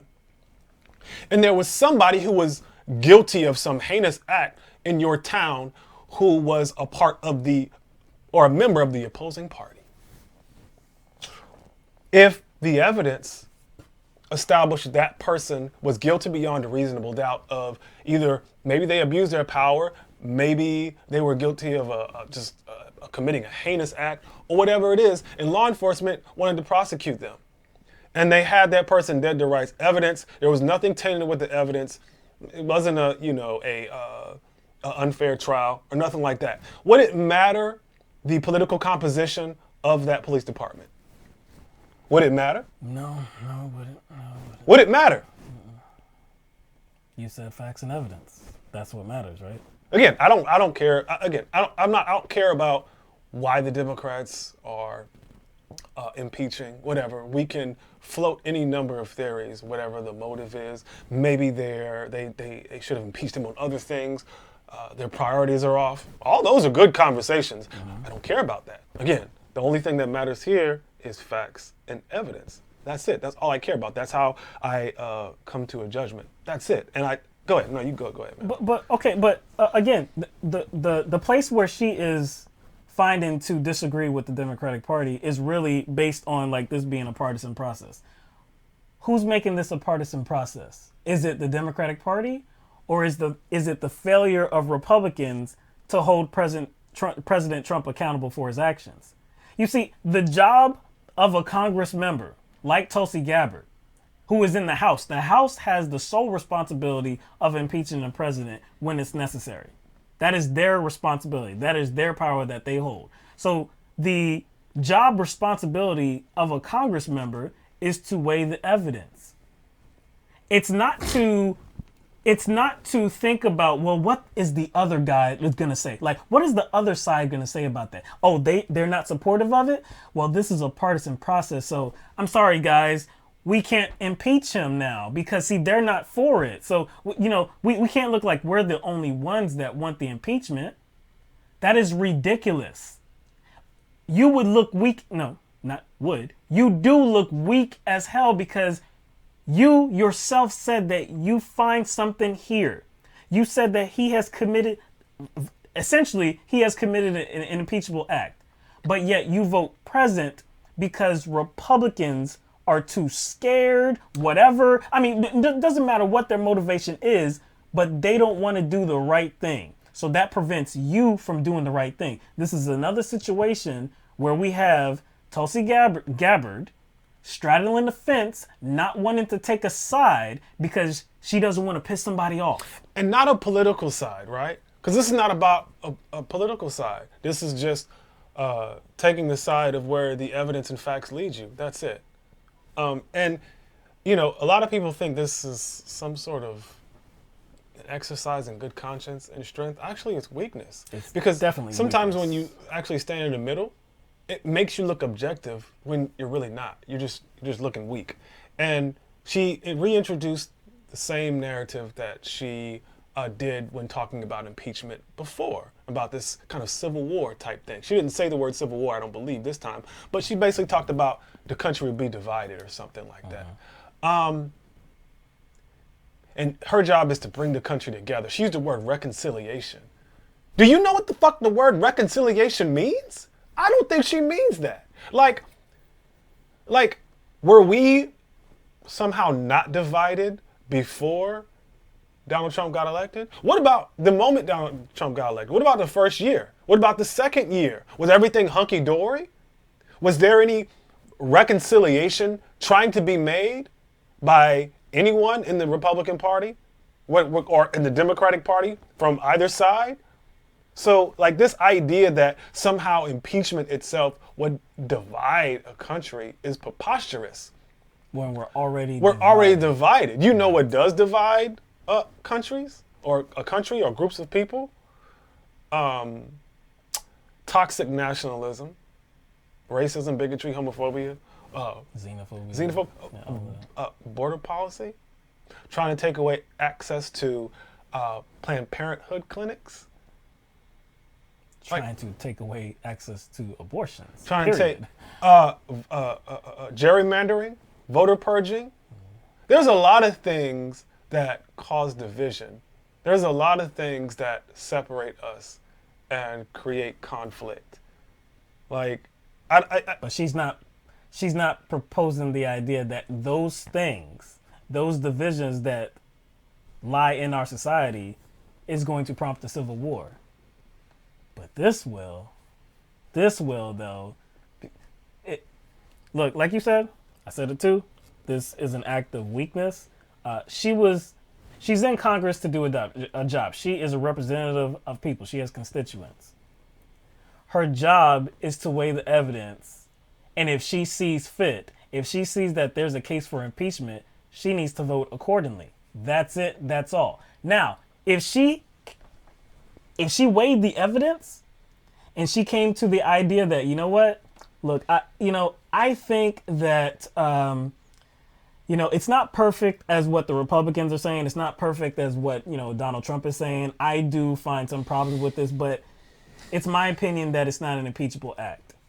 If she said that, now I would say I definitely disagree. But then she couldn't vote president. She would then have to vote nay. She would have to vote nay, and I actually would respect that decision more. By you saying present, that means I'm just chilling in the center. I don't want no part of this because I don't want the people on the right to be mad at me, and on the left, hey, look, I'm saying that there's something there. I'm trying to unify the country here. Yeah. I'm trying to unify. Like, first of all, it's weak, man. It's like, no, think about how, now, if this is true, and I don't believe it for a second. I think it's obviously this, to me, it's just long-winded explanation that is valueless. I don't really think she believes she is the key to this country's reconciliation. If she does, then she is a narcissist beyond my imagination. Like, this decision is going to bring reconciliation. Like, excuse me? Like, you want to bring healing to the nation by a president vote? Like, who the hell do you think you are? You think that's what's going to create healing and reconciliation? Bitch, please. Like, man, really? Nah, you feeling yourself way too much. Look, this is somebody that's not running for re-election. She's not running for re-election in her seat. All right? Also, not polling well in the Democratic presidential race. It doesn't look like she's going to get any more support than she has already. It doesn't appear that she's going to be on another presidential debate stage. It doesn't appear that way. I could be wrong. But it doesn't, it didn't do her any favors that she didn't qualify for the last one. So it seems as though her campaign will begin doing worse and worse. And it doesn't look like she has any real shot at obtaining the Democratic nomination. So if she's not running for a re-election for her seat, and it doesn't appear that she has a chance to win the Democratic nomination, then what is she actually doing? Because she has job prospects. She's not running again, and she's not definitely going to win. So what is she thinking here? I don't want to make any predictions, but I won't either. But something is she's gunning for something. She's gunning for something. Has to be. And you cannot describe this as anything else than she didn't want to piss off conservatives. This is not the only time that we have seen. If this was the first time, maybe. But if this was the first time, but it's not. Dave Rubin. You saw her performance when she was on Dave Rubin. Breitbart. how the partial government shutdown, how she blamed Democrats even though she had the same border exact wall. position as the Democratic Party. All of them that were in support of being like, no, we're not accepting of the Trump border wall. No, we're not. She had the same exact position, but then blamed Democrats for being too divisive. Too hardline to have Too hardline, to have such a hardline position. Well, you have the same position. Yeah. So this is somebody again that has always been right in the center, always been straddling the fence, not trying to piss people off, specifically not trying to piss conservatives off. And here it is again, because it would have been more conservatives than anybody else that would have been pissed off by her vote to approve of the articles of impeachment. And again, it would have made sense if she outlined and reviewed the report and came out with like, there's not enough here. But she didn't say that. She didn't say that. Again, that's what makes it so bad. Given the words, again, she said, I believe Trump is guilty of wrongdoing. When we're talking about impeachment, you can't say, I believe Trump is guilty of wrongdoing and not vote for impeachment. You can't say Donald Trump has violated public trust. Republicans that are defending Trump, they're promoting the absurd proclamation that his conduct was, quote, perfect. These are the things that she offered, yet she voted present. It's ridiculous.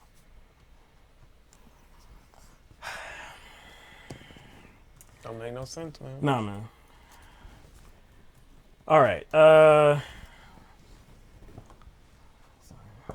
it's already 9 o'clock.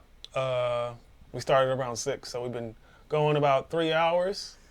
And it's a special Friday show, so we're probably not going to be taking calls. Yeah, we can see what is going on in the chat. But yeah, we'd like to. We're gonna cut the stream in just a few minutes. Maybe one. Yeah, you know what? There's one other thing, but feel free to comment if you have any questions for us. Feel free, and we'll definitely address them. One other thing that I just want to mention quickly though is during the time that these Congress members were in the House, given their statements either supportive of the impeachment or in opposition to the impeachment, President Donald Trump was in Michigan at a rally. And he was actually in Justin Amash's district. No coincidence, because Justin Amash is not a Republican anymore, and he's an independent now, and he's supportive of the impeachment. Yeah, he didn't jump parties. No, didn't jump parties. He didn't jump parties. He went to independent. Didn't jump parties at all. But anyway, so he was at a rally in Michigan, and started talking about Debbie Dingell, Representative Debbie Dingell. So many people might already have learned this, have already saw what he said, but I just wanted to kind of address it just for a minute. So Representative Debbie Dingell is a new representative. She took her husband's seat, and her husband, John Dingell, passed away earlier this year. So she had a conversation with President Trump. And this conversation was about, depending on who tells it, actually. If you hear Trump tell it, it was about how Debbie Dingell was so glad, so happy that President Trump did whatever he did for her husband, lowered the flags at the White House to half staff. Just, I guess, treated her husband with the respect that he deserved, because I believe he was the longest serving member of the House ever, I believe. I'm not certain about that, but he was a long-time member of the House of Representatives. So usually when that happens, when somebody dies, especially if they're a sit-in congressperson, there's a tradition. I mean, there's things that happen, and one of the things is that the flags get lowered to half staff. You lie in state. In Congress. So, whatever. Debbie Dingell was glad about that. If you hear from Trump, she was very glad about that. He used this to attack her and her husband, though. And so we have a clip of what he said at this rally. Debbie Dingell, that's a real beauty. So she calls me up like 8 months ago. Her husband was there a long time. But I didn't give him the B treatment. I didn't give him the C or the D. I could have. Nobody would have, you know. I gave the A+ treatment. Take down the flags. Why are you taking them down? For ex-Congressman Dingell. Oh, okay. Do this, do that, do that. Or rotunda, everything. I gave him everything. That's okay. I don't want anything for it. I don't need anything for anything. She calls me up. It's the nicest thing that's ever happened. Thank you so much. John would be so thrilled. He's looking down. He'd be so thrilled. Thank you so much, sir. I said, that's okay. Don't worry about it. Maybe he's looking up. I don't know. I don't know. Maybe. But let's assume he's looking down. But I gave him A+, not A, not B+, not B. I gave him the A+.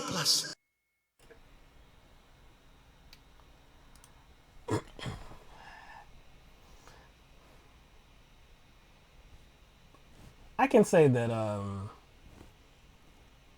don't know a lot about the former representative, the now deceased John Dingell. I don't know a lot about him. I don't know a lot about his career. Again, he was in the House for a very long time. One thing that I know is that he was a human. I do know that. What President Trump did was completely despicable. In making the joke about John Dingell possibly being in hell. Again, he passed away earlier this year, and his wife, Debbie Dingell, is of course still grieving. Now, when you're talking about death, of course you move politics to the side. You know, it's I'm not concerned with their political position right now. Now I can have, if I did know more about John Dingell, I could say, well, I opposed his support for this, or I opposed his support for this, or I think he made the wrong move here. And I can have some feeling about him as a person. But would I use whatever contempt I have for that person to injure his wife, who is still here? Would I use that? Would I be that inhumane to do that? Would I be that despicable of a person to do that? If you were Trump, you would. If I was Trump, I would do that. He's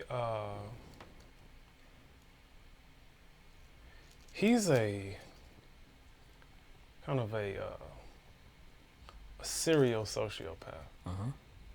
He practices this kind of premeditated vitriol where he preempts it with a justification first. You see what I'm saying? He's very slick with it, and it's like second nature to him.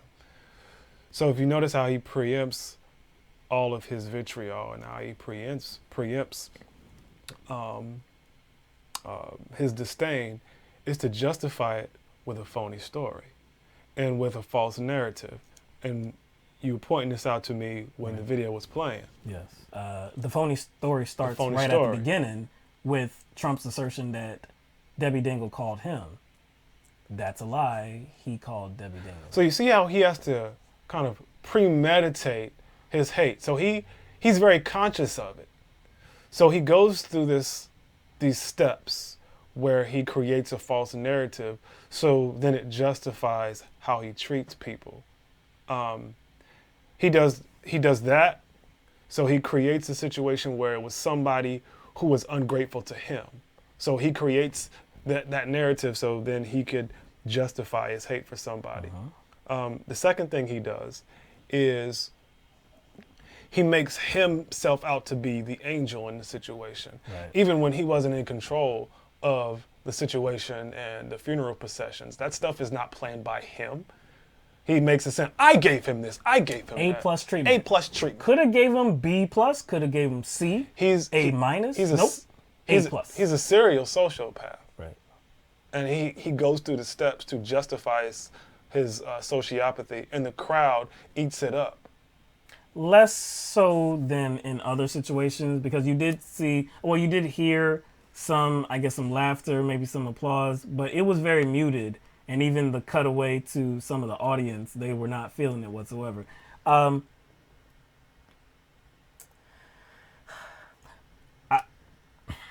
Look, President Trump is a human being, right? And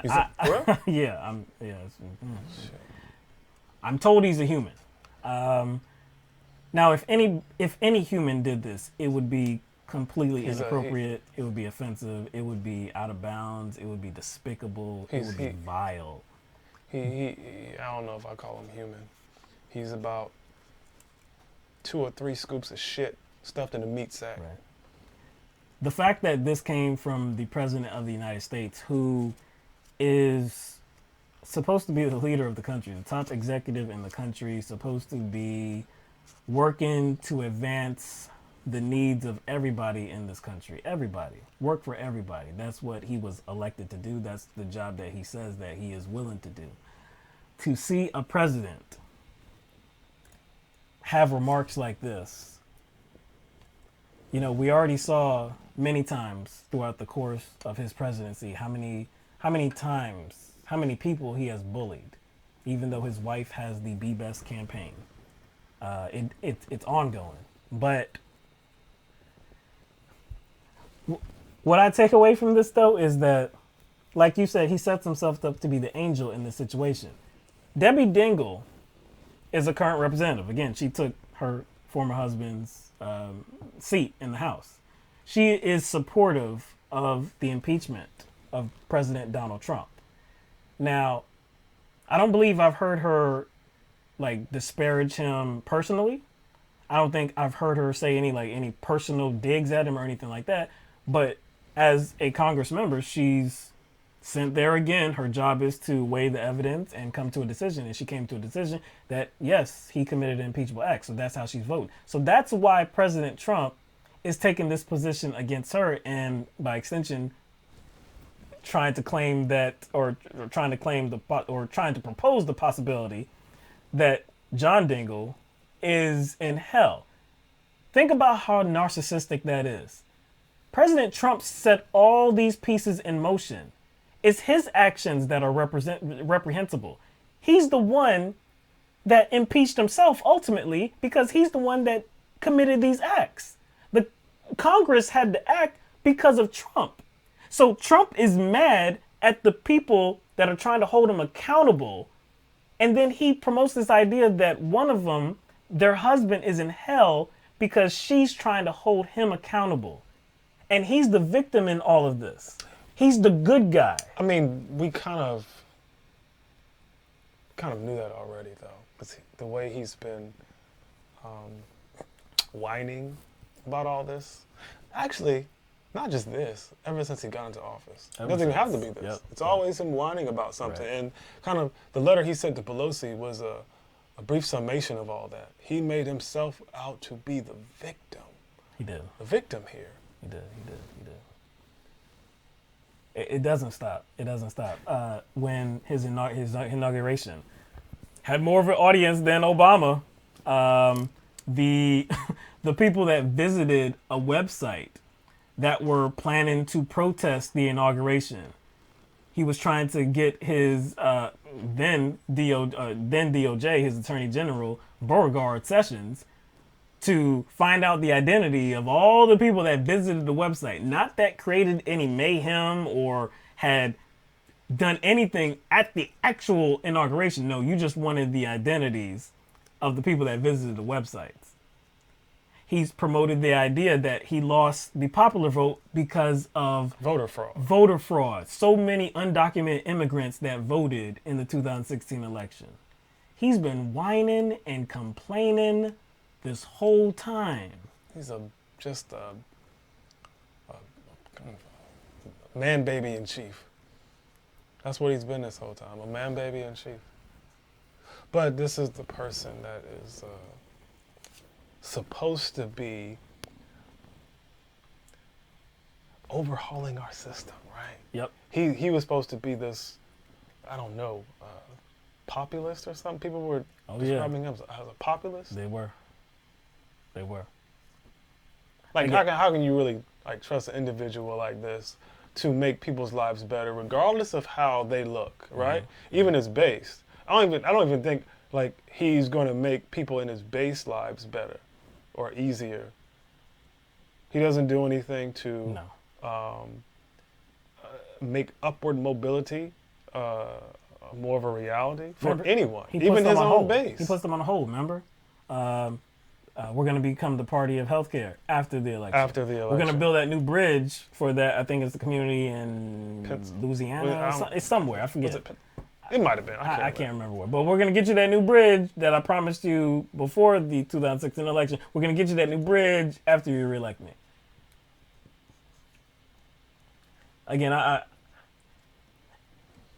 I'm not going to rank this as, like one of the more reprehensible things that Trump or any president has done. Because when you're talking about death, bombs, strikes, I mean, when you're talking about all of these different things, there's so many objectionable things that presidents have done. So I'm not going to say this is the most that anybody could have done. But visibly, when you're in public, you have the public forum, you have the mic. You're the president of the United States. You're speaking to your supporters, no doubt, but you're speaking to the country as well. You're speaking to the world. And what you serve up is inhumanity. What you serve up are vile comments about somebody that you disagree with politically. Because you disagree with their attempt to hold you accountable for your misdeeds, you're going to suggest that their husband is in hell. You know what's really ironic about, Trump becoming president? Not ironic about Trump becoming president, but the irony of like the Democrats losing to Trump, like, and people pointing that out. Like, hey, Democrats ran a horrible campaign. Hillary Clinton ran a horrible campaign, and that's what got Trump elected. I think that's a little bit simplistic, but hey, they did win a horrible campaign. But the irony about that argument is that it actually is going to circle back around. Because quite possibly, Trump could be so toxic and so bad that people desire normal again. So it could actually come right back around. True. I don't want that to be the case, but I think that is quite possible. There's some wisdom to that. There is definitely some wisdom to that, because he has pushed things so far to the brink. He's pushed things so out of control, and he's opened up racism in a new way, really. I mean, I'd say in a new way. Because even if you had suspected that former presidents were racist, were they racist openly like this? Were they bigoted open like this? I would say it's more, I would say institutionally, yes, America has a very documented history of, targeting certain groups of people domestically and in regard to foreign policy. That is true. That can't be denied. But what we can't deny as well is when something like that, a system like that, is kind of injected with steroids. Right. And it's an overdrive. If you just look at the advisors he's chosen, like Stephen Miller. Man. Who else was a part of his campaign? Steve Bannon. Bolton.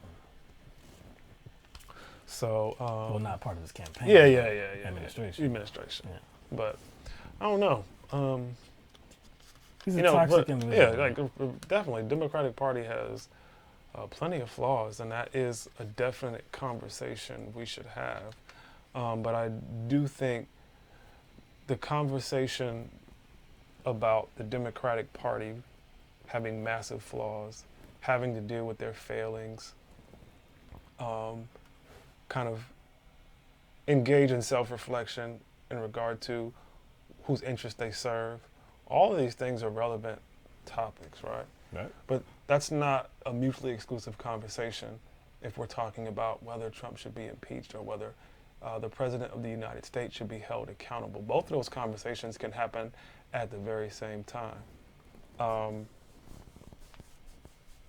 Because yeah, I mean, I know I just like I don't know what the Democrats are doing, but I can kind of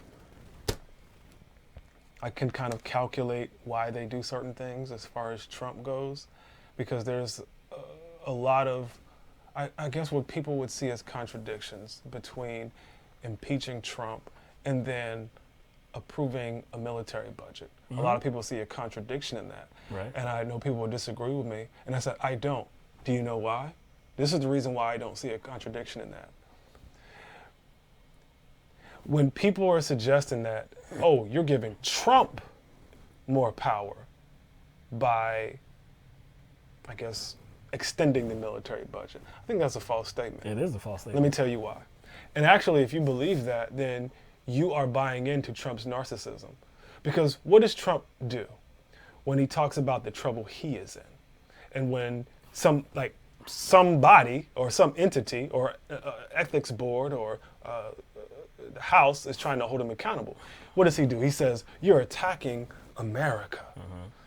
So he does this, he manipulates the public with that rhetoric by making himself one with the country, making himself one with the presidency, even though he's not. Well, you're attacking the country, because he knows people value that rhetoric and don't necessarily value one man. So he has to do that to almost make himself untouchable. Hey, you're talking about America. When you're attacking me, you're attacking America. That's a narcissistic move.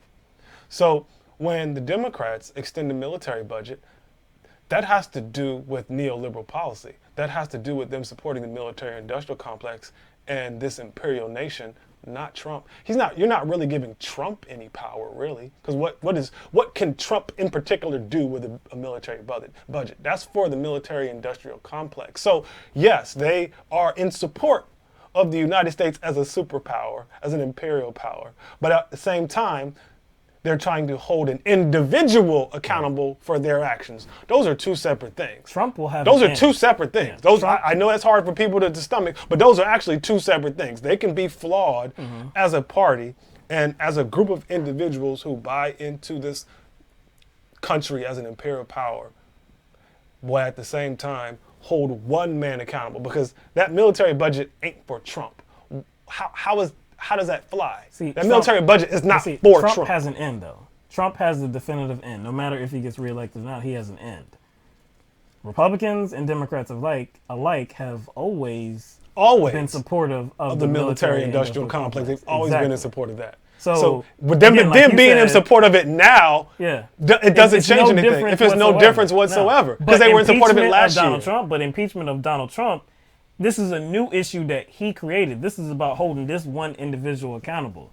Their vote for extending the military-industrial complex. This whack as fuck. Yeah, we don't agree with that, but it's no different than what they have done last year. The year before that. Year before that. Every single year. They keep doing the same thing over and over again. And it's not to benefit Trump. It's not to benefit Republicans specifically. It's not to benefit Democrats specifically. Benefit corporations. Yeah. That's who they are.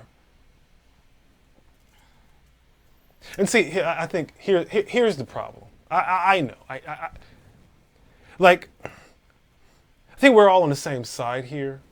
And as a group of people, especially leftists and progressives, we are very desperate.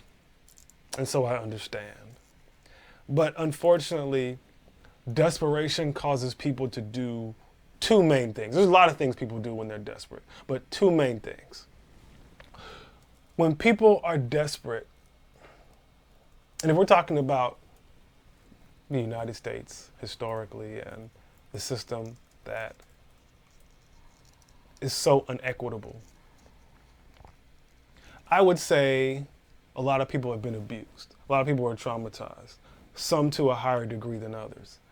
And when you're desperate to have a new system, you do one or two things. When you're desperate, especially like if you're like looking for a new relationship, When you're desperate, sometimes you may make the wrong choice. You may jump into the wrong relationship. So you might be indiscriminate. And another sense, if you're desperate, sometimes your standards are too high, right? Sometimes you get a little too anal. Sometimes you set your standards too high because you don't want to get hurt again. In this case, involving Donald Trump and impeachment, what people are looking for is the latter.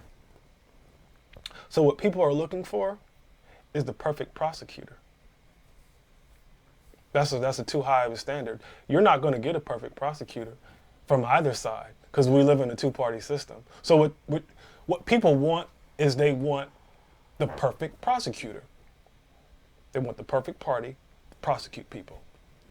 That's unfortunately not going to happen. I can't help you. That's just the reality we live in. I know it's hard to accept. But when I say perfect prosecutor, I'm talking about the Democrats in this case. Because if you want a perfect prosecutor to hold anybody accountable, that means nobody can hold anybody accountable in the system we live in. So we're at a political stalemate. I think I talked about this before. So who can hold who accountable?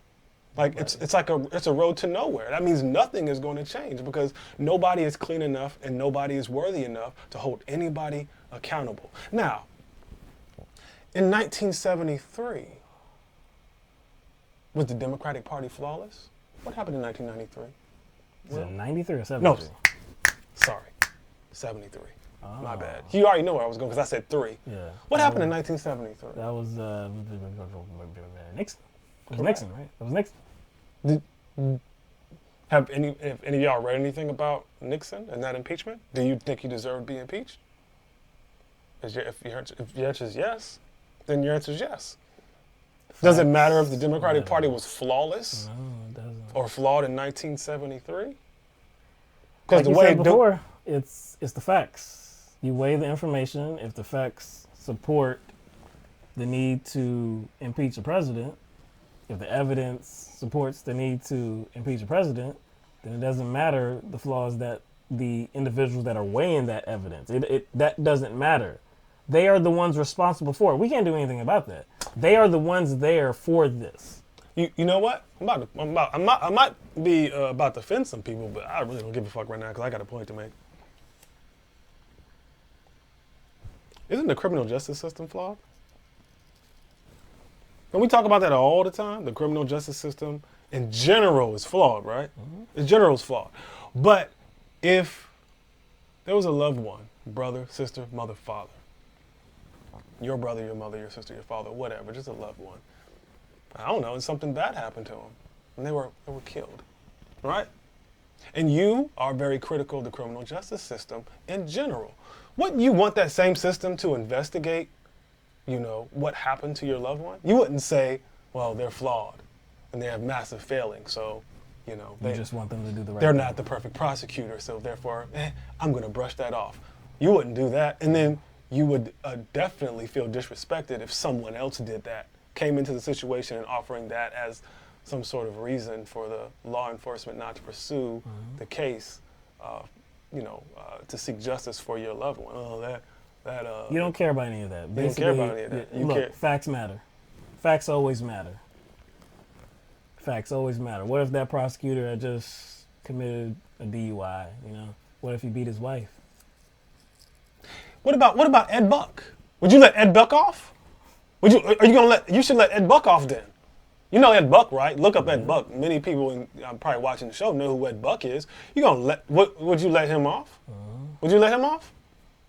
Would it matter if, members of the department that are pursuing his prosecution are Republican? Would that matter? Doesn't. Look, you know where we are on this. But anyway, again, Trump is garbage. His rhetoric is garbage. He has no humanity. He has no morals. Again, there have been more objectionable things that presidents have done. But like you said before, when you pump the system, when you pump the already objectionable full of steroids, and he's doing this by being public with it, by being like the optics of this are all wrong. And we said before that his agenda and the Republican agenda was always one and the same, but the way he went about and doing things was way more distasteful. It's harder to swallow. He's a really vile individual, man. That's called a whataboutism, 2-Bit Rasputin. That's a whataboutism. Oh, here's the thing.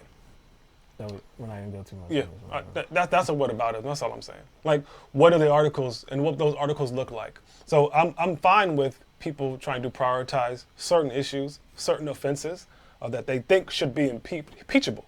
Okay.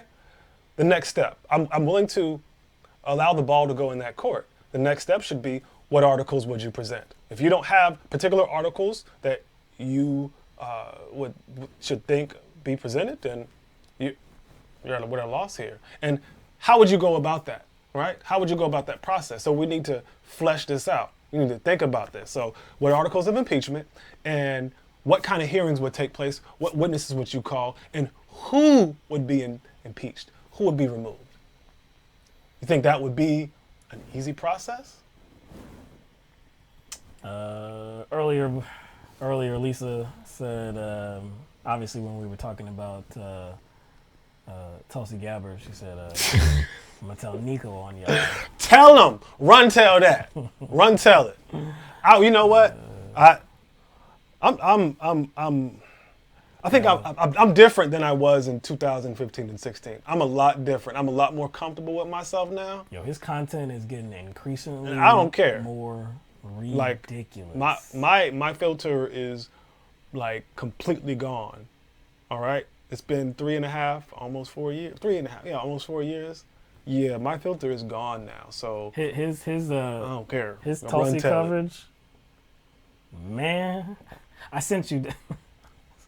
Rem, you know what? That Nah, I ain't gonna.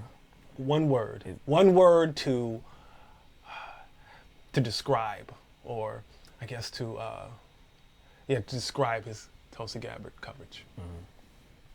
One word. Rim job. That's it. That's all I'll say. All right. Earlier than that, Environmental Coffee House said your show was so good. Then I see others who have more viewers, but totally shitty content. That is sad. Yes, it is. We know there's a lot of other YouTube channels that have more viewers. We would love to have that type of following, and hopefully it gets there. It is, like I said, it is frustrating because there is such bad content out there. There are so many YouTubers. There are so many so-called political analysts, so-called political analysts, that consistently misinform their viewers. Just completely sell them lies, don't have facts, whatever. That aren't even bothered with doing a little bit of research at all. Just nonsense comes out their mouth. Yet, the ridiculous is like a train wreck, it's like a car wreck. Hey, you want to see it? It's more entertaining, it's fun. Hey, let's bathe in conspiracy theories that have no foundation whatsoever. Hey, yeah, whatever. Hey. We won't do that for the bucks. Man. Some super chats.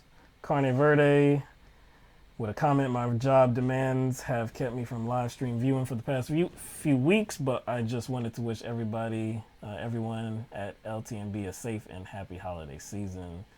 We appreciate that, Carne Verde. I don't know if that you're still watching, listening to the stream this far out.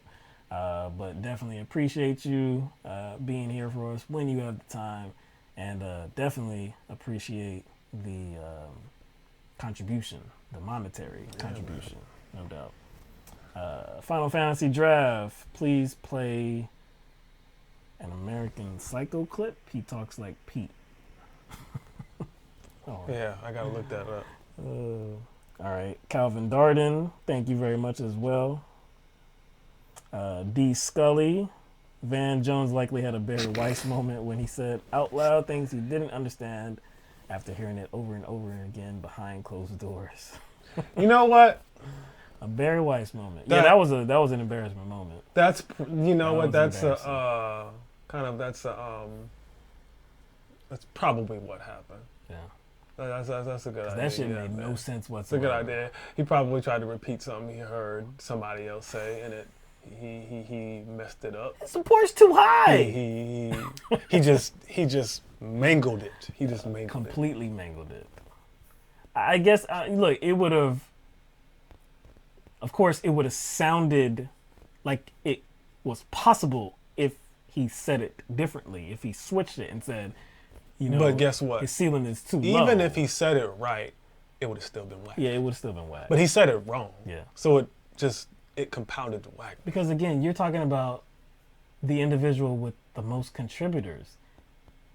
So if the individual with the most bodies in this race has only but so much of a ceiling, like this dude is fundraising at a level that nobody else can match him. But man, his ceiling is so low, man. All these other people, yeah, man, they're gonna do much better, man, much better. This is indicative of a higher ceiling. To get people to actually offer money. He's doing this the best. These must have to go to billionaires. Is this a sign that his campaign's failing? Look at all this. Why would you even? That's essentially what he's asking. Oh yeah, I did want to point out something. Yeah. I just wanted to note for the record. That my man said hunky dory. I just wanted to point that out for the record because of your disgust at the word ho hum. When did I say the phrase? When did I say hunky dory? It was during the debate coverage. You were talking about, I can't remember what. We can go back. I mean, it's in there. Oh, this debate? Oh yes. Yeah. You said ho hum. No. I say ho hum. You said hunky dory. I saw that. I was like, oh. Was I being sarcastic? No. We're gonna pull up the video.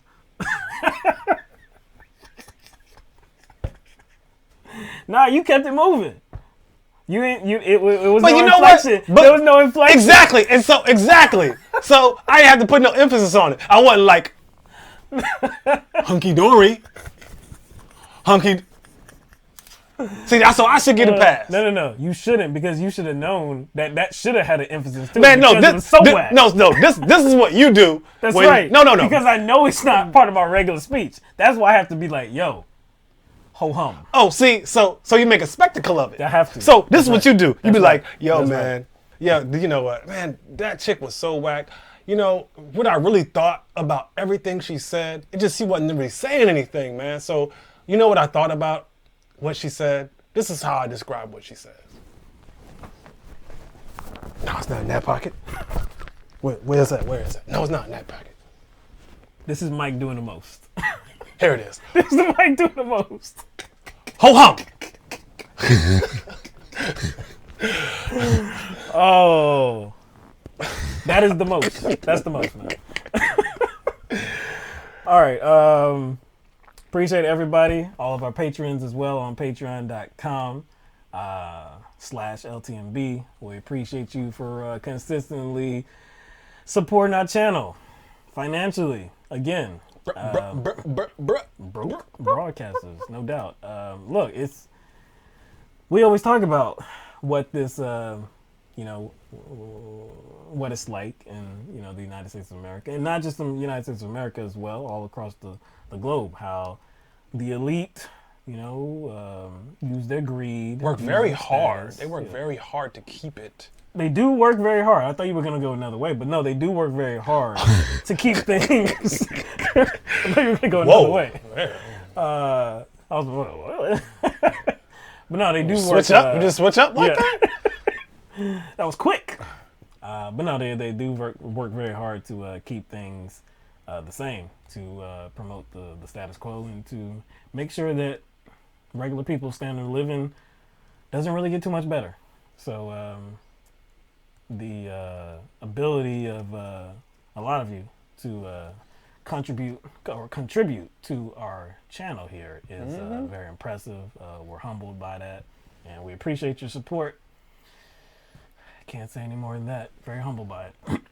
So, this is going to be the last show for at least a week. Yeah, you got Christmas coming up. Yeah, Tuesday is going to be Christmas Eve. So we do hope everybody has a good Christmas. Or if you do celebrate Christmas, we hope you have a good one. Spend some time with the family, the friends, whatever like that. You know, if you exchange gifts, hope you get a good one. Hope you get a good one. Hope you give a good one. Hope you give a good one. I was wondering, are any of y'all going to be participating in the war on Christmas? Now that's over, remember?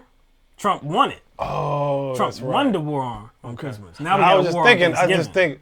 I was thinking it was like going, it was going to lead up to another battle. Yeah. Thankfully, our good president has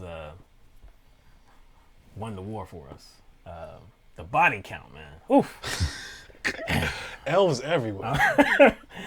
Elves everywhere. And Starbucks cups, too. Elves everywhere, Starbucks cups. Just all over the place, man. Oof. Bloody, man. But yeah, happy everything. Happy Kwanzaa, Hanukkah, all of that good stuff. Again, we'll be back on Thursday. That'll be the 26th. Yeah, the day after Christmas. Well, we'll see. Yeah, we'll see. We'll see, because it's the day after Christmas. Yeah, we'll see what happens. But we'll definitely let you know. But we appreciate you coming out for a special show here on Friday. No, it's not usual, but of course, when we have a debate, and obviously can't do a show on that night because we know people want to see what happens, hear from the candidates, and we definitely want to do that as well. So. Gives us an opportunity to see it live and take notes and this and that, and just have all the information for you to really dissect and all that. So we appreciate you being here. Always thankful for all of our support. So with that, I don't think we have anything else, do we? No. Do we? You want to sing a Christmas carol? No. I heard Mariah Carey's All I Want for Christmas is finally #1. I didn't know that. I never knew it wasn't. She can't sing no more. It's sad. Yeah. She's put she can't sing no more. It's bad. She sounds really bad now. I mean really bad. She's a prima donna too. She's a brat. Damn. She's a big brat. Yeah. It didn't seem that way back in the day. It didn't, at least I guess maybe. Because you were younger and you probably weren't even looking for it. Yeah. And you know what I'm saying? But now, wow. She's whack as hell. She's on one, for real. But I never really was feeling her like that. I liked her now, but I was feeling her. But back in the day. As a grown ass dude, I'm like, she is whack as hell. You know who else is whack as hell? And disappointed me, man? Because she was my favorite. Well, kind of my favorite. They were all my favorites. Chili from TLC. No, she is whack as hell. I love T-Boz and Left Eye. I loved all of them. Me too. But I like Chili. Chili is so whack. I like Chili. But damn, back in the day, I liked Stacey Dash. Before you even knew what the hell she really was like. I like Stacey Dash, man. Oh yeah. Remember I had her on my background on the computer. Had her on the background. Yeah, man, I was feeling Stacey Dash, man. This was what, in the 90s, before I knew what the hell she was? Oh, yeah, Stacey Dash. Yeah. Beautiful. Oh, yeah, SWV. Downtown. Yeah, I was listening to SWV in the car last night. One of my favorite SWV songs is called, I think it's like a remake, but it's called Cut Close. When I Cry. I think it's When I Cry, When You Cry. I can't remember, but yeah. I can't remember that one. Yeah, Cut Close, man. That's going back. I haven't thought about Cut Close in about 8 decades. Dog, for real. They was flash in the pan, though. Straight up. It was good. Oh, no, it was good. It was good. No doubt. Rain on Me, no doubt. I remember that. SWV. Yeah. All right, man. We're going to get out of here. We're just lingering. That's what we do. Yeah, I know. But like our club days. No doubt. We probably have a lot of 80s babies in here, man. Final Fantasy Draft says an 80s baby. Yeah. Probably have a lot of 80s babies, man. Best decade, no doubt. I'm biased, you know. It would have been something to be an adult in that decade, though. I always think about what would it have been like to be an adult in that decade, or at least, you know, older teenager. Older teenager, true that. It'd have been something. Have more agency. Yeah. All right, we're gonna get out of here. Everybody, again, happy holiday, and we'll see you next week. Hopefully, next with Thursday. asterisk, Yeah, with an asterisk. With asterisk. You know, but if not, we'll see you the following week, and we'll just let you know what happens. All right, everybody, peace out.